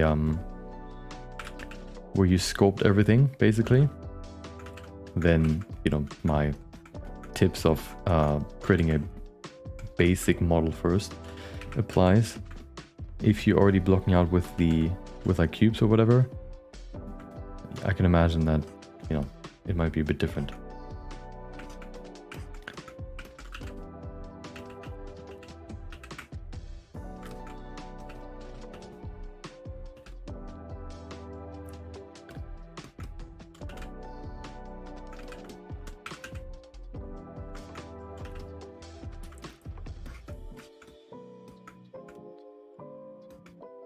Okay, let me add eyebrows real quick to see what it looks like. Make them very big, and then I can cut them down. Kind of like this, I guess.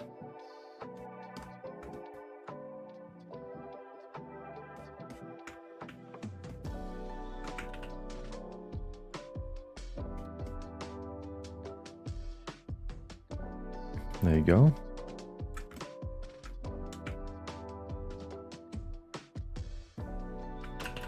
Oops.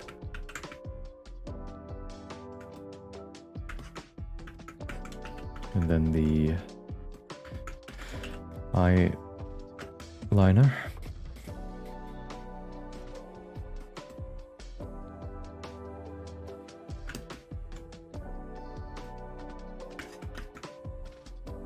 I think it goes in the right direction. I think we're slowly getting there. Also, of course, Probably, let's see what it looks like with black lipstick.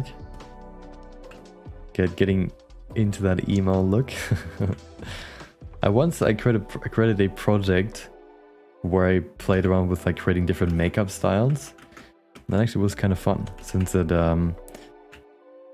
allowed to use the same model, the same head, just, you know, with different, and then apply different looks to it. Was pretty fun. Okay, let me do this. I think we're getting there.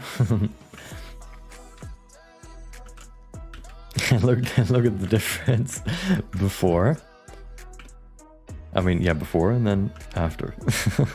Before, after. And then, of course, if you want, you can also add a beard. There you go. Perfect. And then maybe a little, let's see what we can do here. Perfect. Look at that. Who needs a... Now it actually looks like a dude a little bit. Okay, but let's get back to it. Actually, it is time.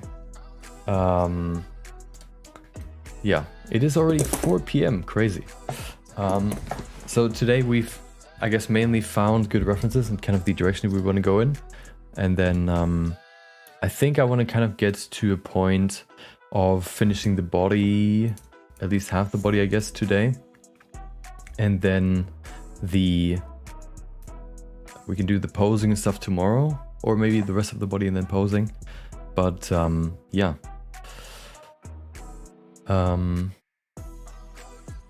I will end it for today, so we can pick this up tomorrow again. And let me save the references actually.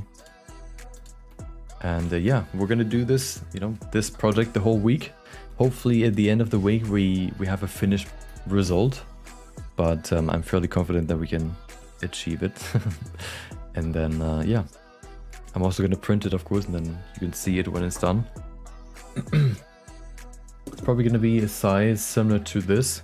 Of course, this is only like half the only torso and up, so it's gonna be maybe not as big as this, but kind of in that direction, I guess. But I'm gonna figure that out when it's time to do that. So far we've only created the head, but yeah, slowly getting there. Thank you for joining. Hope you enjoyed it. Maybe you learned something new. And if you haven't seen it yet, I published a new video. Oh, hold on. I published a new video yesterday. If you haven't seen it yet, make sure to check it out. And if you want to see anything else, like I guess when I go live again, you can check out and join the Discord. Here you go. Here's a link. There's a channel in there that tells you when I go live. Probably more reliant than YouTube's bell button. And if you know, wanna share any of your own work, you can do that in the Discord too. Or if you wanna see any of the cool things that I found on Twitter, maybe you know, find some inspiration there, you can check me out on Twitter too. There should be a link in the description. I don't have it by hand, like, you know, on hand right now to post it in the chat. And then yeah, if you want to join again, you can do that tomorrow. And yeah, hope you have a good rest of your day. Thank you for joining. Maybe I'll see you next time. Until then, see ya.